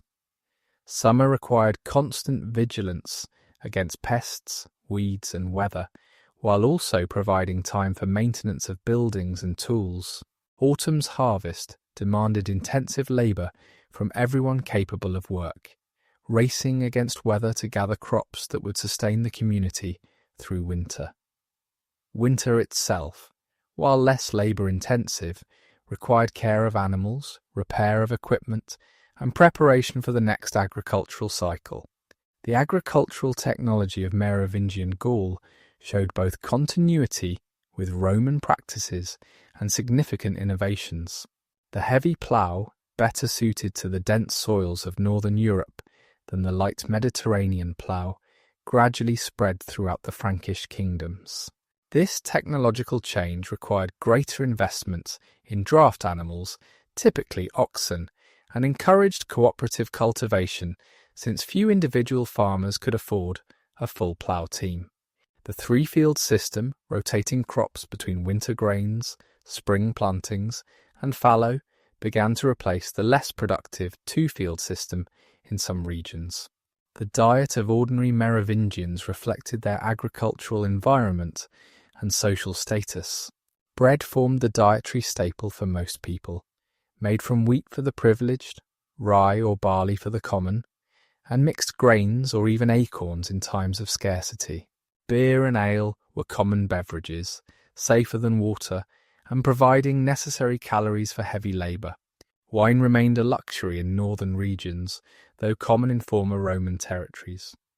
Meat consumption varied dramatically by social class, with aristocrats enjoying game and domestic animals, while peasants relied on occasional pork, poultry, and whatever small game they could trap. Vegetables and fruits supplemented grain-based diets, though the variety available was limited compared to modern standards. Cabbages, onions, leeks, and legumes were common vegetables, often preserved through fermentation or drying for winter consumption. Apples, pears, and berries provided seasonal fruit, sometimes processed into preserves or fermented beverages. Herbs and wild plants, knowledge of which was passed through generations, provided both dietary variety and medicinal remedies. The material culture of daily life in Merovingian Gaul revealed both poverty and occasional surprising sophistication. Most people lived in simple wooden structures, ranging from single-room huts to multi-room houses, depending on wealth and status. These buildings, constructed using post and beam techniques with walls of wattle and daub, required constant maintenance but could last generations with proper care. Furniture was minimal, perhaps a table, benches, storage chests, and sleeping platforms covered with straw, or, for the wealthy, feather mattresses. Clothing for most Merovingians was homemade from wool or linen, with leather for shoes and outer garments. Men typically wore tunics reaching to the knee, secured with belts that might hold tools or weapons. Women's clothing included longer tunics, sometimes worn in layers, with mantles or cloaks for warmth.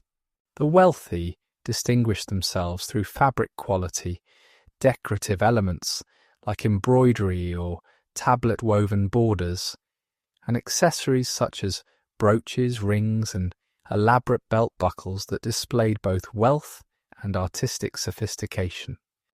The urban experience in Merovingian Gaul, while affecting a minority of the population, provided important economic and cultural functions. Cities had contracted significantly from their Roman heights, with populations perhaps 1/10 of ancient levels. Within shrunken walls, urban space was reorganized around new focal points. The cathedral complex with its bishop's palace, clergy houses, and charitable institutions. The comital residence where secular authority resided, and markets where regional trade concentrated. Urban occupations showed considerable specialization despite the small populations. Craftsmen produced goods ranging from everyday pottery and metalwork to luxury items like jewellery and illuminated manuscripts. Merchants, both local traders and long-distance specialists, maintained commercial networks that connected Merovingian cities to broader European and Mediterranean markets. Clerics, numerous in episcopal cities, provided religious services, education, and administrative expertise. Even entertainment professionals, musicians, storytellers, and occasionally actors found audiences in urban settings. The religious life of ordinary Merovingians blended official Christianity with older beliefs and practices that the Church struggled to suppress or redirect. While virtually everyone was nominally Christian by the 7th century, the depth and nature of religious understanding varied enormously.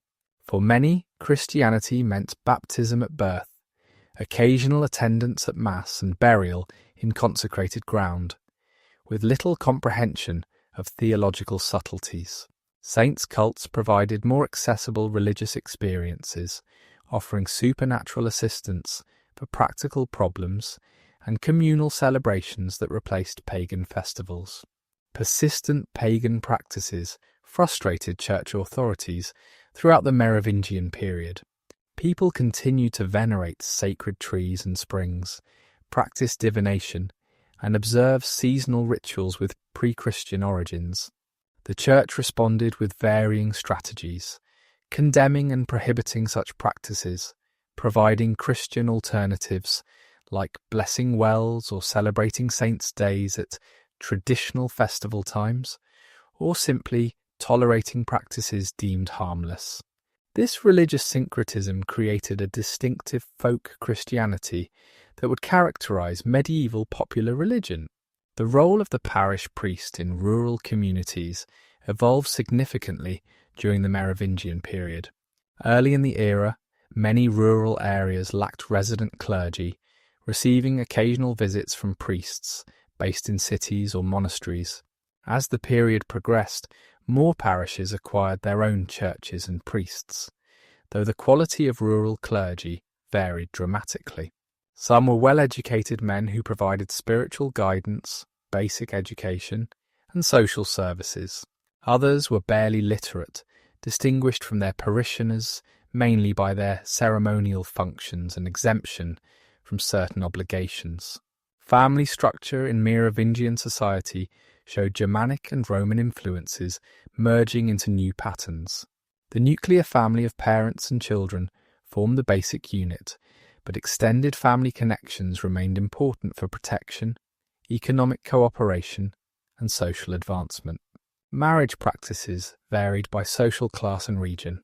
The aristocracy practiced strategic marriages to cement alliances and consolidate property, often involving complex negotiations and substantial dowries. Common people married more informally, though the Church increasingly insisted on public ceremonies and monogamous unions. Women's lives in Merovingian society, while constrained by patriarchal structures, included spaces for agency and authority. Aristocratic women managed large households that were economic enterprises, overseeing agricultural production, craft workshops, and commercial activities. They might act as regents for minor children, defend estates during their husbands' absences, and patronize religious institutions. Common women, while having fewer resources, participated actively in agricultural work, craft production, and local trade. The church provided alternative roles for women as nuns, abbesses, and religious patrons, offering education, authority, and spiritual prestige outside traditional family structures. Children in Merovingian society experienced childhoods that varied dramatically by social status.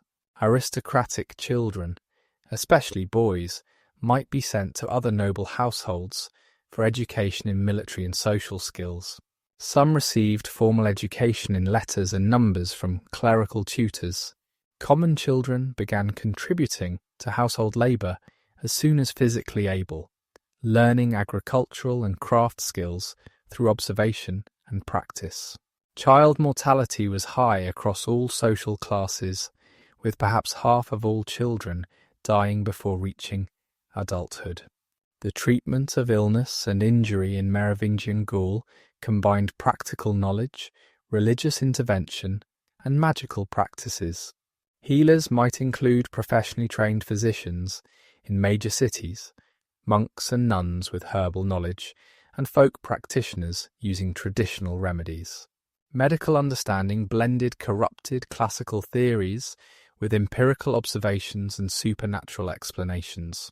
Treatments ranged from herbal preparations and dietary prescriptions to prayers, pilgrimages, and amulets. Surgery was practiced for some conditions, though without anesthesia or antiseptics, it remained dangerous and painful.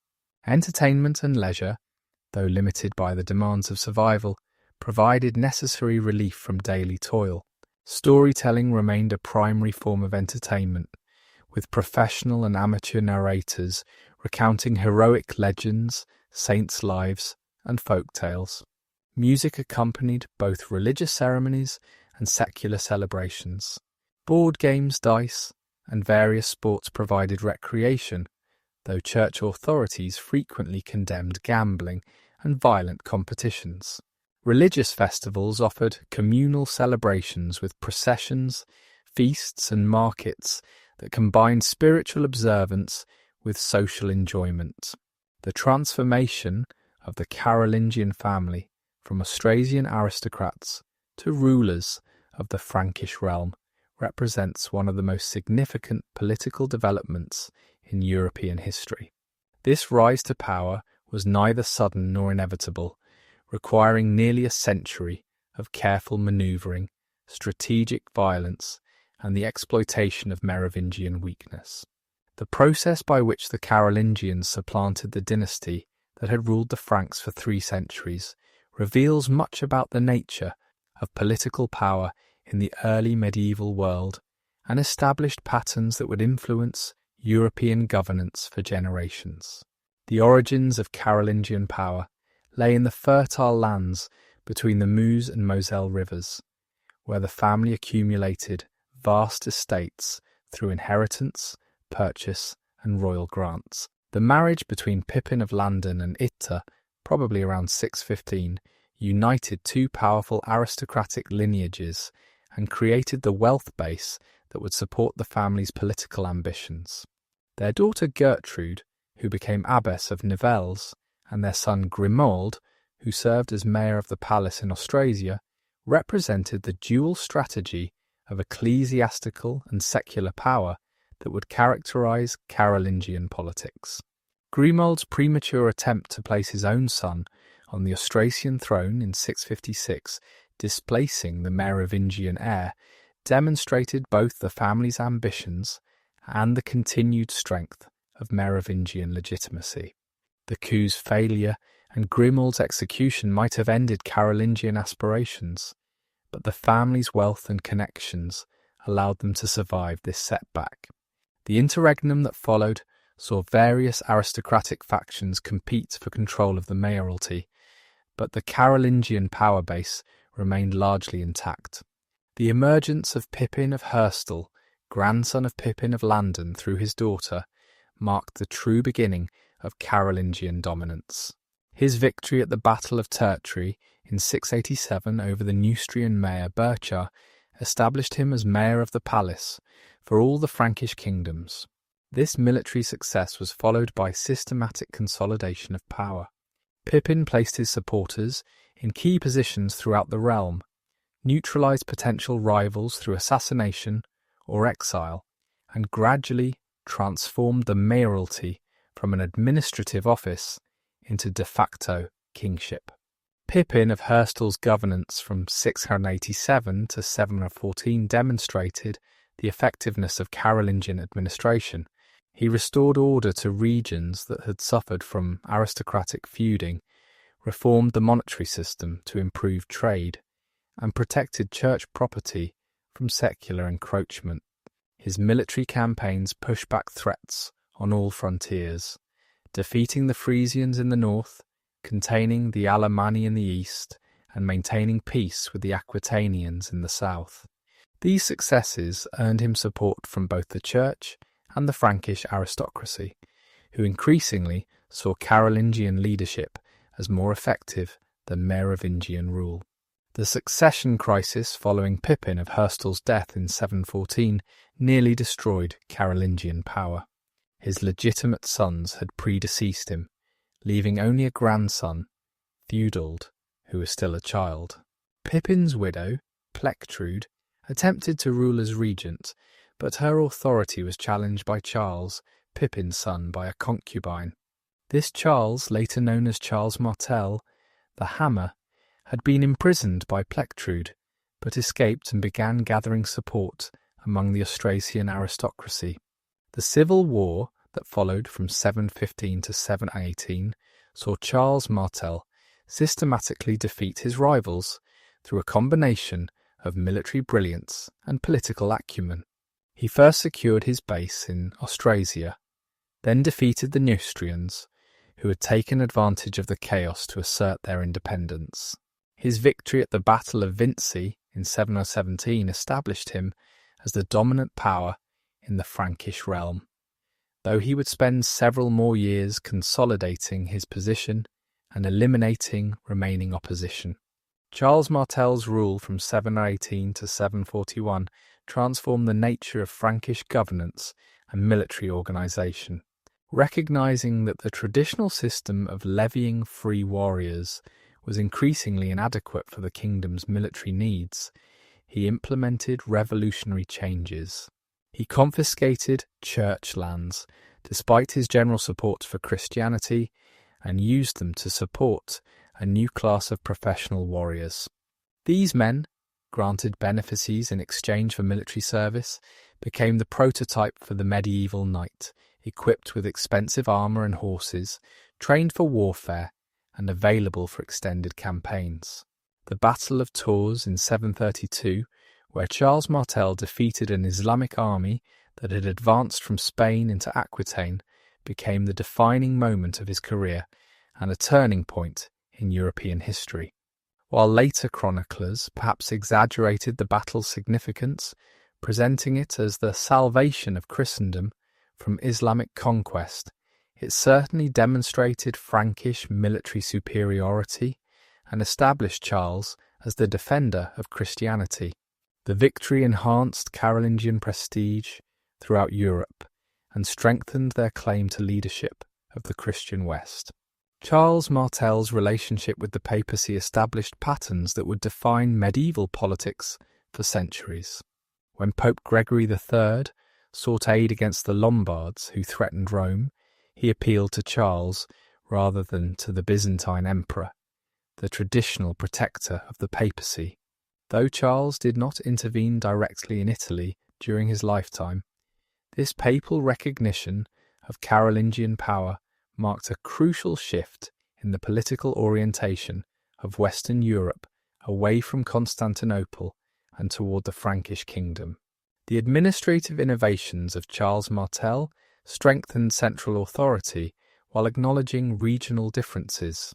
He appointed his sons as sub-kings in different regions, giving them experience in governance while maintaining overall control. He systematized the appointment of counts and dukes, choosing men loyal to the Carolingian cause rather than hereditary aristocrats. He reformed the judicial system, establishing regular courts and standardizing legal procedures. These reforms created more effective governance than the Merovingians had achieved in generations. The death of Charles Martel in 741 led to another division of power, but this time within the Carolingian family itself. His sons Carloman and Pippin the Short shared authority, with Carloman taking Austrasia and Pippin receiving Neustria. Initially, they cooperated effectively, suppressing revolts and extending Frankish power. They even installed a new Merovingian king, Childeric III, in 743, ending a 6-year interregnum during which Charles Martel had ruled without even the pretense of royal authority. Carloman's sudden decision to enter monastic life in 747 left Pippin as sole mayor of the palace and created the opportunity for the final transformation of Carolingian power. Pippin, unlike his predecessors, was not content with de facto authority. He wanted the title as well as the reality of kingship, but overthrowing the ancient Merovingian dynasty required careful preparation and powerful justification.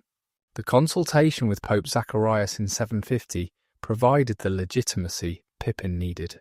The Pope's response to Pippin's carefully phrased question about whether it was right that those who wielded no power should bear the title of king was clear.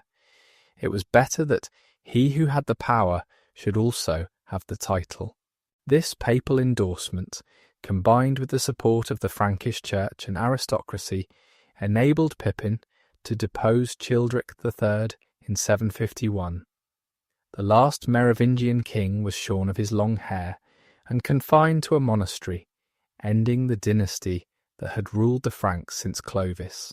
The coronation of Pippin the Short as king of the Franks in 751 marked more than a simple change of dynasty.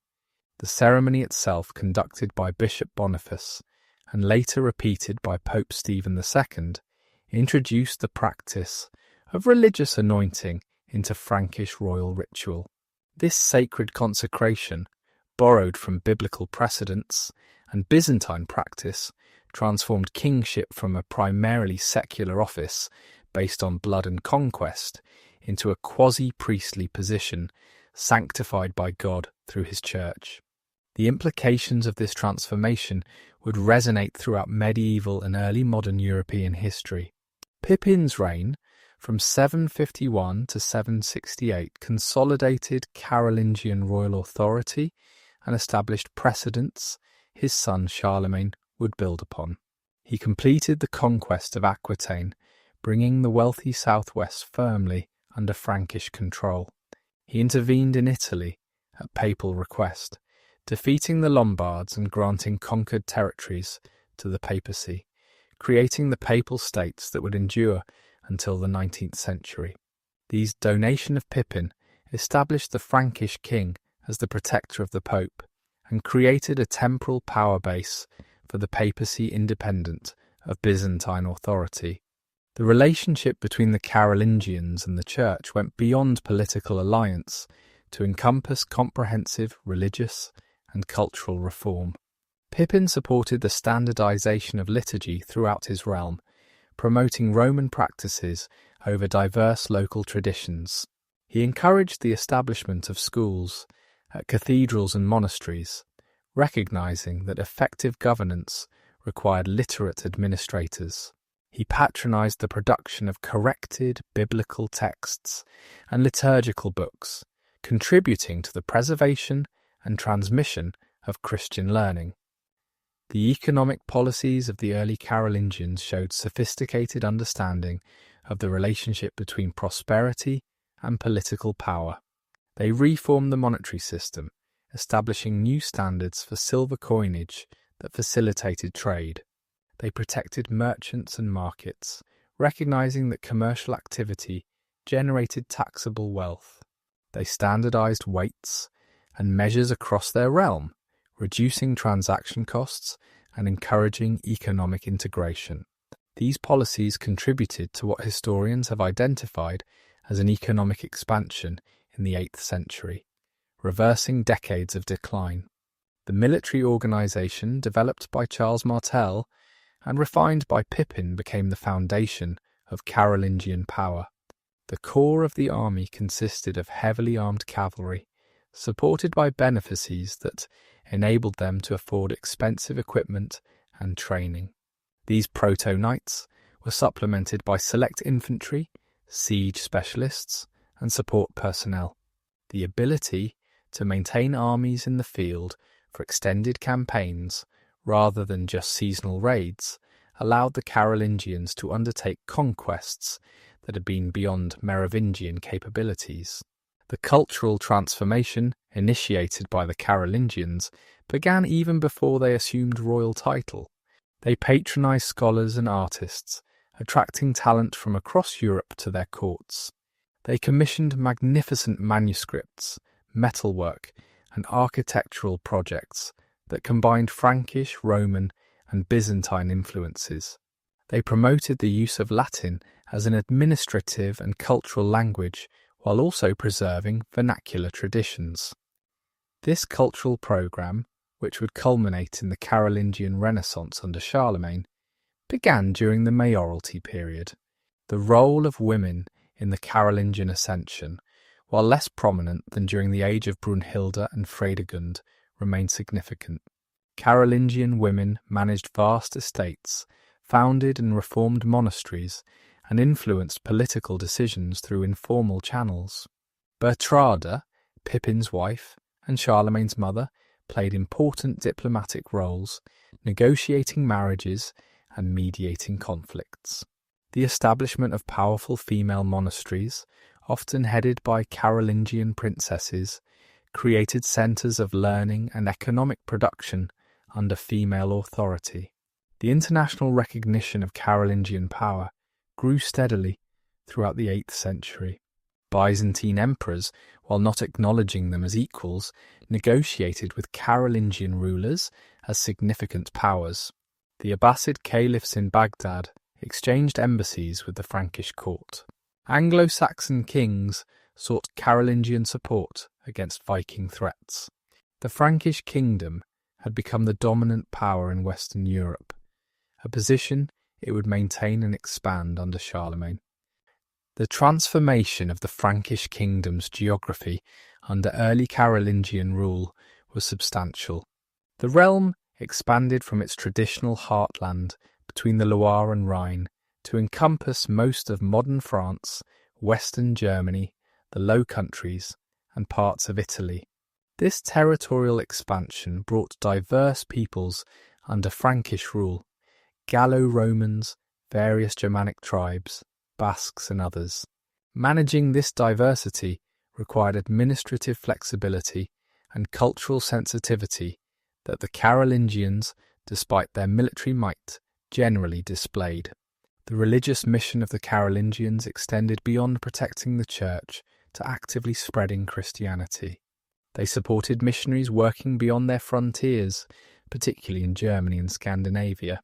They established new dioceses in conquered territories, built churches and monasteries, and enforced Christian observance through law.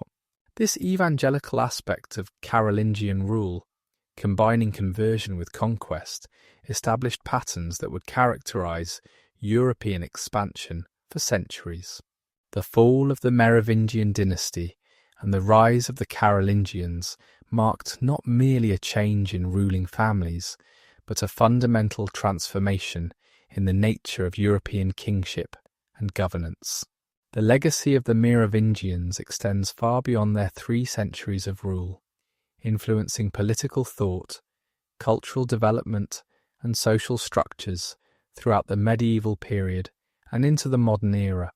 Their story, from the semi-mythical Merovech to the last powerless king confined to his monastery, encapsulates themes that would resonate throughout European history.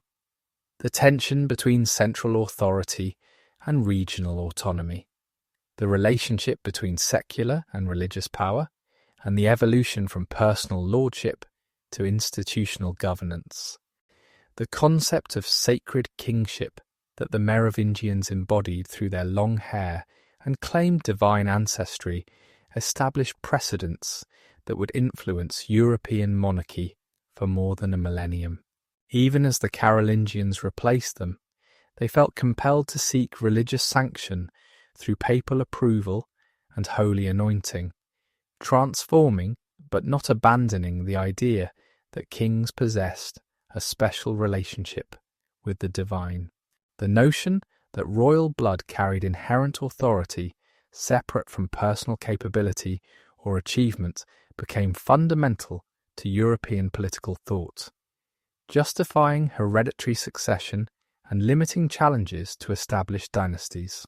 The administrative structures developed during the Merovingian period, particularly the system of counts governing civitates and dukes controlling frontier regions, provided the framework for medieval governance throughout Europe.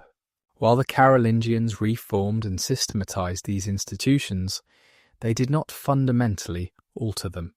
The county, as the basic unit of territorial administration, would persist in various forms across Europe, from the English shire to the Spanish condado, carrying forward Merovingian innovations in adapting Roman administrative geography to medieval realities.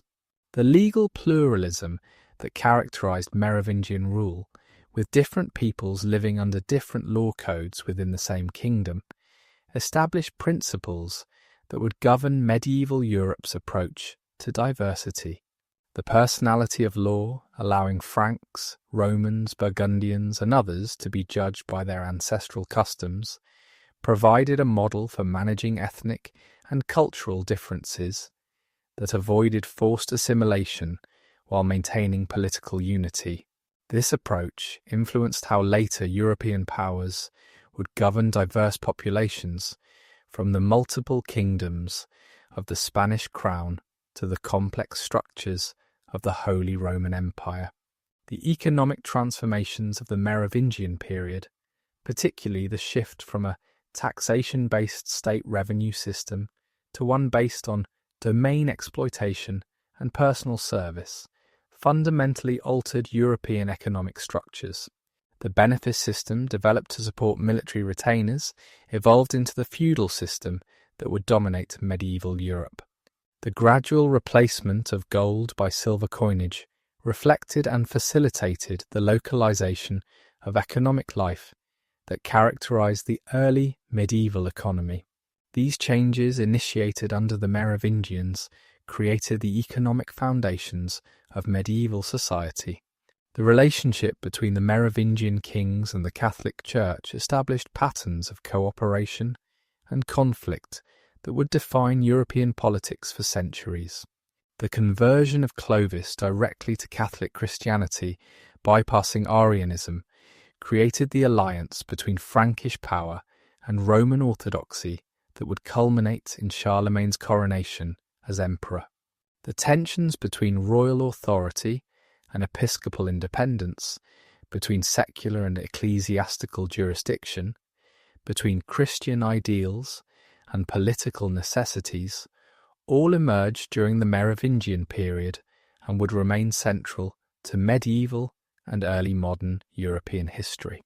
The cultural synthesis achieved during the Merovingian period, blending Germanic, Roman and Christian elements, created the distinctive civilization we call medieval.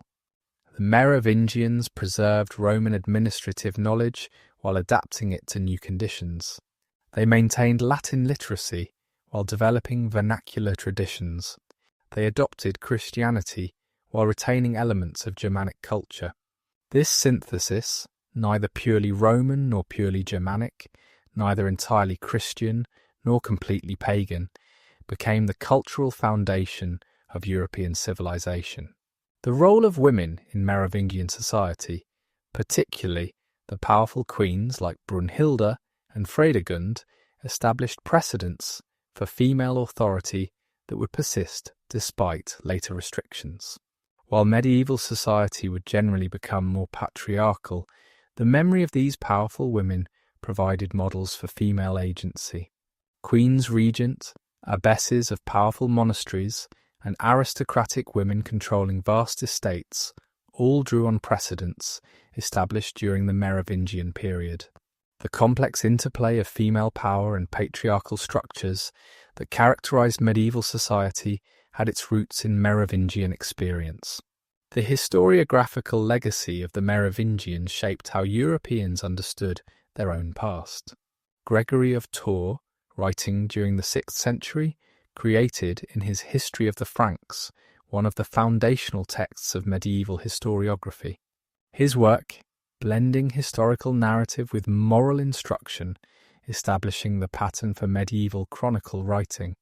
The Merovingian period became, in subsequent centuries, a mirror in which later generations saw their own concerns reflected. Whether Carolingian propagandists depicting Merovingian decadence to justify their usurpation, or 19th century nationalists finding in Clovis the origins of France. The archaeological legacy of the Merovingians has revolutionized our understanding of the early medieval period. The spectacular grave goods found in burials like that of Childeric have revealed the wealth and sophistication of Merovingian material culture. The excavation of settlements has shown the complexity of economic life and the persistence of Roman influences. The study of churches and monasteries has demonstrated the rapid spread and deep penetration of Christianity. This archaeological evidence has corrected many misconceptions derived from hostile written sources and revealed the Merovingian period as one of significant cultural achievement. The influence of Merovingian law codes extended throughout medieval Europe. The Salic law, compiled under Clovis and revised by his successors, influenced legal development across the continent. Its provisions regarding inheritance, particularly the exclusion of women from succession to landed property, would be invoked centuries later to justify excluding women from royal succession, most notably in the 100 Years' War between England and France. The principle of monetary compensation for injuries, the Wehrgeld system, influenced legal development from England to Eastern Europe. The geographical legacy of the Merovingians shaped the political map of Europe. Their conquest and unification of Gaul created the territorial basis for what would become France.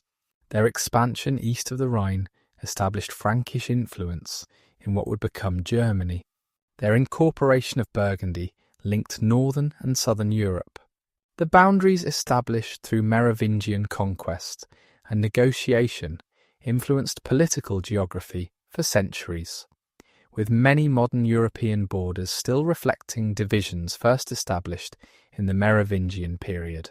The military innovations of the Merovingians, particularly the integration of Roman and Germanic military traditions, laid foundations for medieval warfare. The combination of heavy cavalry and infantry, the use of fortifications, the development of siege techniques, all emerged from Merovingian practice.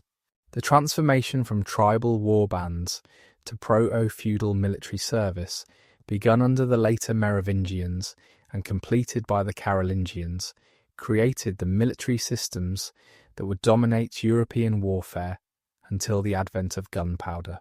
The religious transformations of the Merovingian period fundamentally altered European civilization. The conversion of the Franks brought Christianity to peoples who would carry it across Europe and eventually around the world.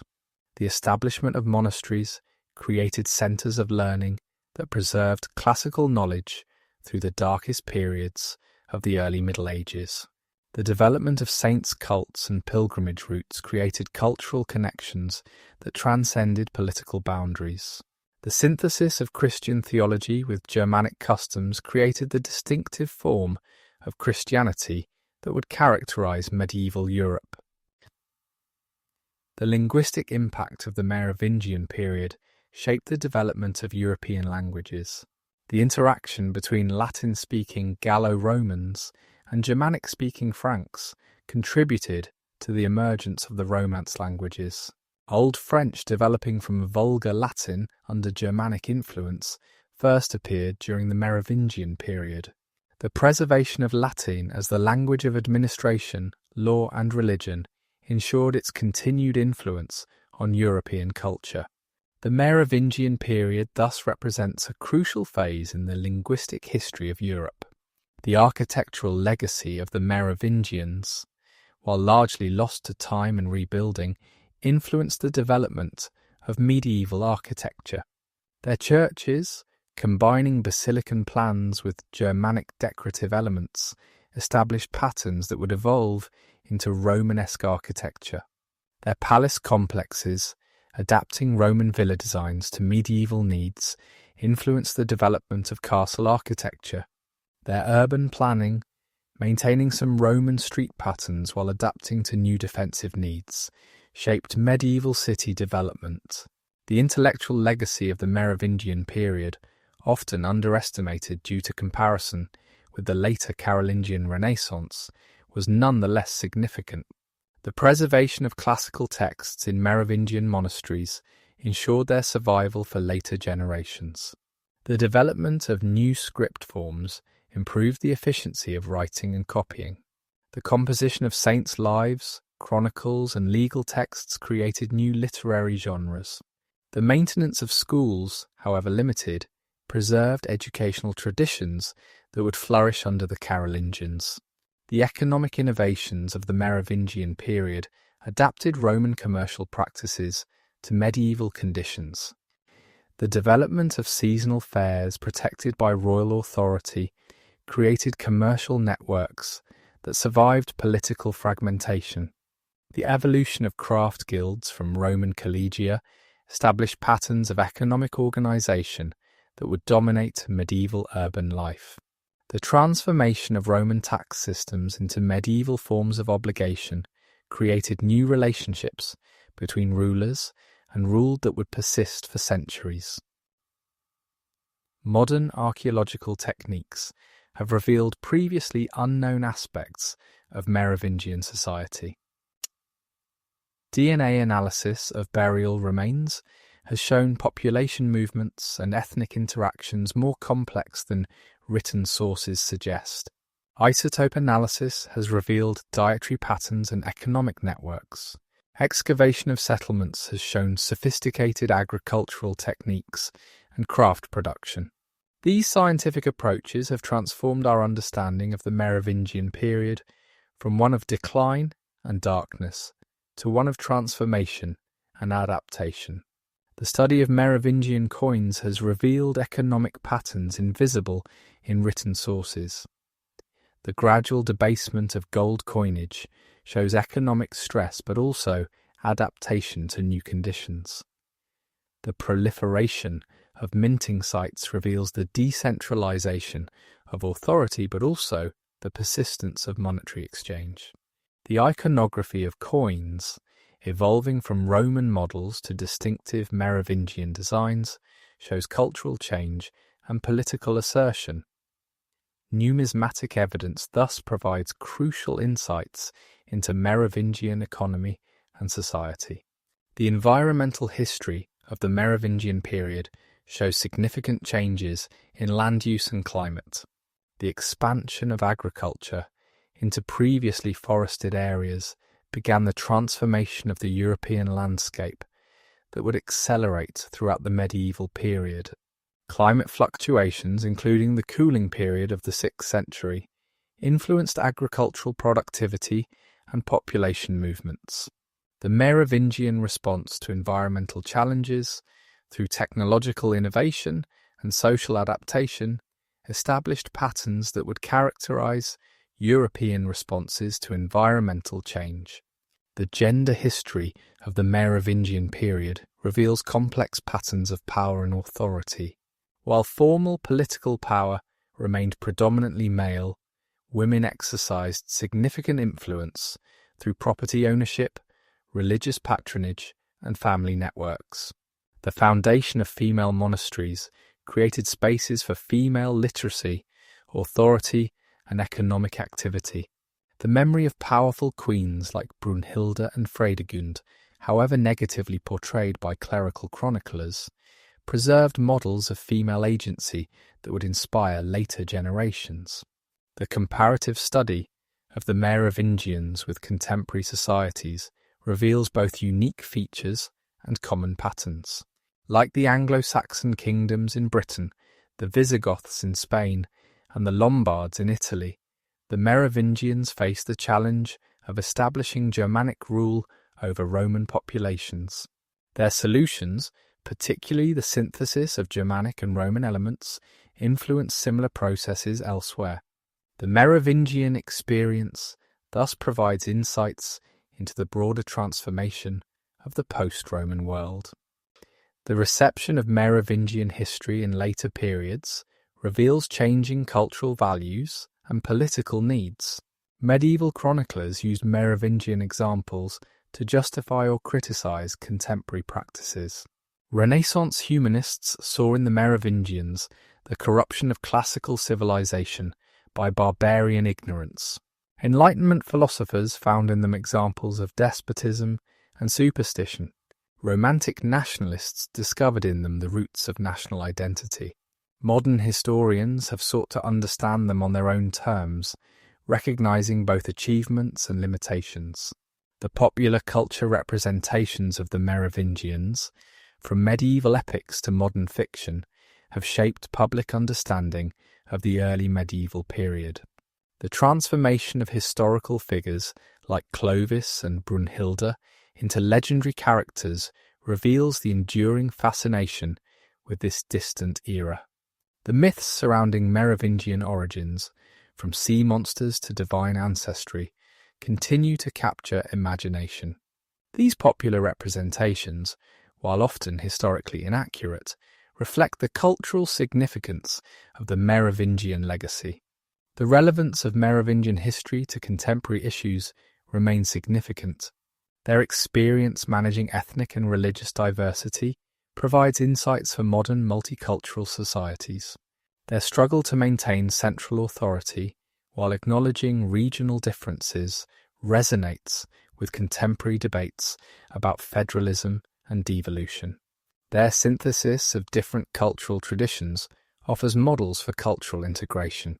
The study of the Merovingians thus provides not just historical knowledge, but perspectives on enduring human challenges. As we conclude this journey through the complete story of the Merovingian dynasty, we see not the simple narrative of rise and fall that traditional histories often present, but a complex transformation that shaped the foundations of European civilization. From the misty origins of Merovech to the last sad figure of Childeric III, shorn and sent to his monastery, the Merovingians presided over one of history's great transitions. They inherited the wreckage of the Roman Empire and from it built something new, neither purely Roman nor purely Germanic, but distinctively medieval. The 3 centuries of Merovingian rule saw the transformation of Gaul into Francia, of pagan warriors into Christian kings, of Roman cities into medieval towns. They witnessed the emergence of new forms of government, new economic relationships, new cultural syntheses.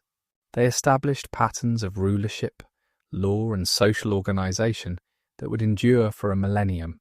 Most fundamentally, they created the political and cultural space within which European civilization would develop.